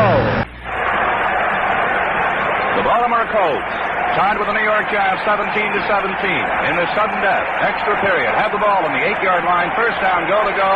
Play will be held up now. A fan running out on the field with 3 of New York's finest trying to corner him. And they get him down at about the 22-yard line. Now there are 4 or 5 policemen escorting him off the playing field. Many of the fans are down surrounding the gridiron. The Baltimore Colts started their huddle. The referee, Ron Gibbs, went back in there to say something to them. The Colts have marched from their own 20-yard line on the passing of Unitas, who has hit on about 66% of his throws this afternoon, and some great clutch catching on the part of left hand Ray Berry. Also another important play on this drive was an 8-yard pass, a flare pass to Alan Amici. So here we go, with the ball on the 8-yard line. First down and goal to go. And a touchdown ends the ball game, remember. Unitas calls the signals. He gives to Amici, and Amici piles into about the 6-yard line. Hit by Sam Huff. Amici did move the ball right out and straight in front of the goalpost, as well as gain about a yard to the 7-yard line. So it'll be second down and 7 yards to go. Tremendous football game all the way. Baltimore held a 14-3 halftime lead. The Giants came back to go out in front 17-14. And then Myra of Baltimore kicked the field goal with just seconds remaining to tie it up and send it into the sudden death overtime. Baltimore at the line of scrimmage, 2nd down 7. Unitas at quarterback calls, he throws. Oh, a flare pass out to the right. It's good to Mutchler, down to about the 1-yard line. Jim Mutchler calling in a Johnny Unitas throw. The ball is being spotted at about the 2-yard line. Unitas has been sensational here this afternoon.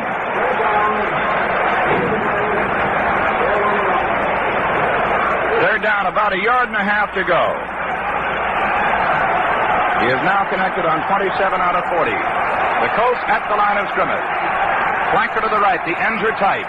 Unitas takes, he gives to Amici, and the ball game is over. Alan Amici has scored the touchdown, and the Baltimore Colts are the professional football champions of the world.